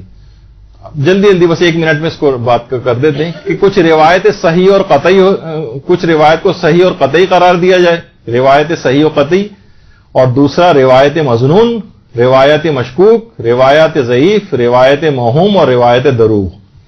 یعنی صحیح اور قطعی وہ جو سند کے اعتبار سے بھی صحیح ہوں، قرائن کے اعتبار سے بھی صحیح ہوں، وہ صحیح روایات ہوں گی. مظنون وہ ہیں جو قرائن ان کی تائید میں ہیں لیکن یقین اور اطمینان کی حد تک نہیں کہ واقعی وہ چیز پیش آئی، انہیں روایت مظنون کہا جائے. روایت مشکوک کہ قرائن اور شواہد نہ نفی میں ہے نہ تائید میں، یعنی درمیان کی بات ہے، کوئی بات یقین سے نہیں کہی جا سکتی. روایات ضعیف کہ زن یہی ہے کہ وہ واقعہ نہیں ہوا لیکن احتمال صحت حد معقول حد تک ہے. اور اس جو عقد قاسم کی جو روایت ہے اس کو انہوں نے کہا ہے روایت ضعیف ہے ایک اور مقام پر. یعنی اس کے قرائن ظنی تو موجود ہیں کہ شاید 10 محرم کے روز بہت مشکل ہے کہ واقعہ ہوا ہو، لیکن احتمال صحت در حد معقول است، یعنی بہت معقول حد تک اس کے صحیح ہونے کا امکان ہے.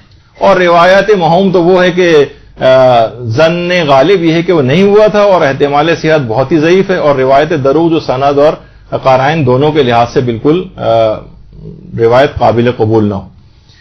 تو اب دیکھیے بس اس بات کو ختم کرتے ہیں کہ اس کو باعث نزاع بنانا، اس کے خلاف سوشل میڈیا کے اوپر باقاعدہ کوئی کیمپین چلانا، لوگوں کا آپس میں ایک دوسرے سے جھگڑا کرنا، تانا زنی کرنا، کورٹ کچہری تک معاملات چلے جائیں، اب یہ بھی سلسلے جو ہے وہ شروع ہو رہے ہیں.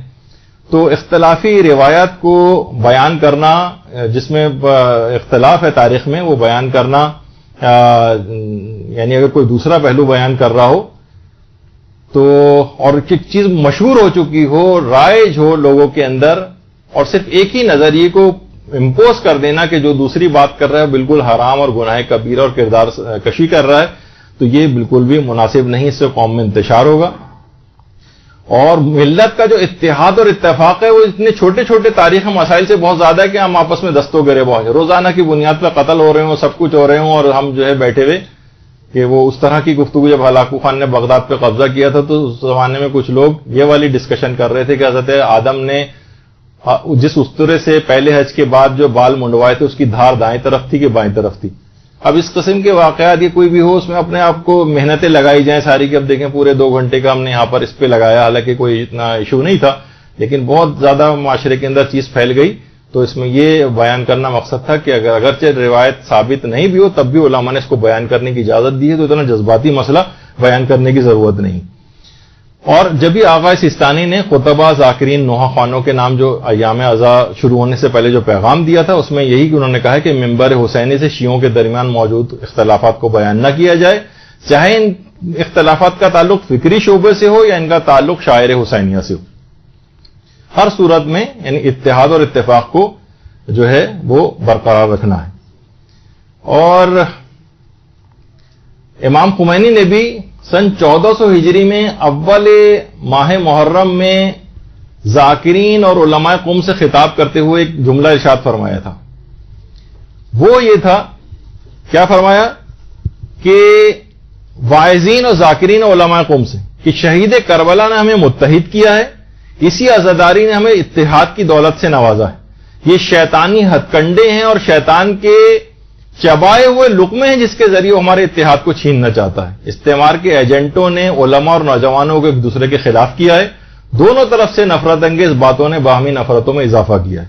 تو جب بھی اس قسم کے جھگڑے آتے ہیں اور لوگ ایک دوسرے سے بحث و مباحثہ کرتے ہیں تو ہمیشہ دیکھنے میں آتا ہے کہ اختلاف، جھگڑے، ایک دوسرے کو برا بھلا کہنا، پھر علماء کو برا بھلا کہنا، یہ سب اس کے اندر شامل ہو جاتا ہے. تو یہ تاریخی واقعہ جو کہ اختلافی تاریخی واقعہ ہے، اس کے اندر اتنا زیادہ اس کو جذباتی پن اس کے اندر لے آنا کہ لوگ ایک دوسرے کے خلاف ہو جائیں، ایک دوسرے کے خلاف مقدمے بازی تک کے اندر نوبت پیش آ جائے، تو ایک لحاظ سے اس میں یہ کہا جائے گا کہ شیطان کے چبائے ہوئے لقمے ہیں جس سے وہ ہمارے اتحاد کو چھیننا چاہتا ہے.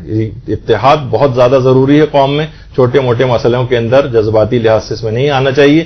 اور آپ لوگوں کا آخر میں بس یہی والی نصیحت دوبارہ کہ کوئی بھی اختلافی بات یا جو معاشرے کے اندر آپ کا کوئی نظریہ ہو، آپ کی کوئی تحقیق ہو، تو ضروری نہیں کہ آپ 100% اس کو لوگوں پہ امپوز کریں. بہت ہوا تو اپنا صرف ایک کچھ علماء یہ کہتے ہیں کہ اس طرح سے، کچھ علماء کہتے ہیں اس طرح سے، اور اپنی بات آپ بہت اس طرح سے بھی پیش کی جا سکتی کہ معاشرے کے اندر کوئی فساد اور جھگڑا نہ ہو.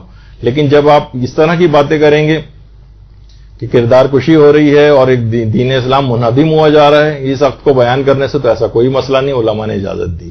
اب صرف ایک مسئلہ رہ گیا ہے کہ ابھی ہم نے کہا تھا کہ عقد قاسم بیان کرنا بالکل الگ چیز ہے، اور مہندی کیوں نکالتے ہیں؟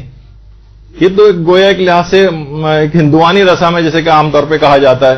اس پہ علماء کیا کہتے ہیں، نظریات کیا ہیں، اس سے ملحقہ جتنی اور رسومات عزاداری ہیں، اس پہ انشاءاللہ ہماری اگلی گفتگو ہوگی. وصلی اللہ علی محمد وآلہ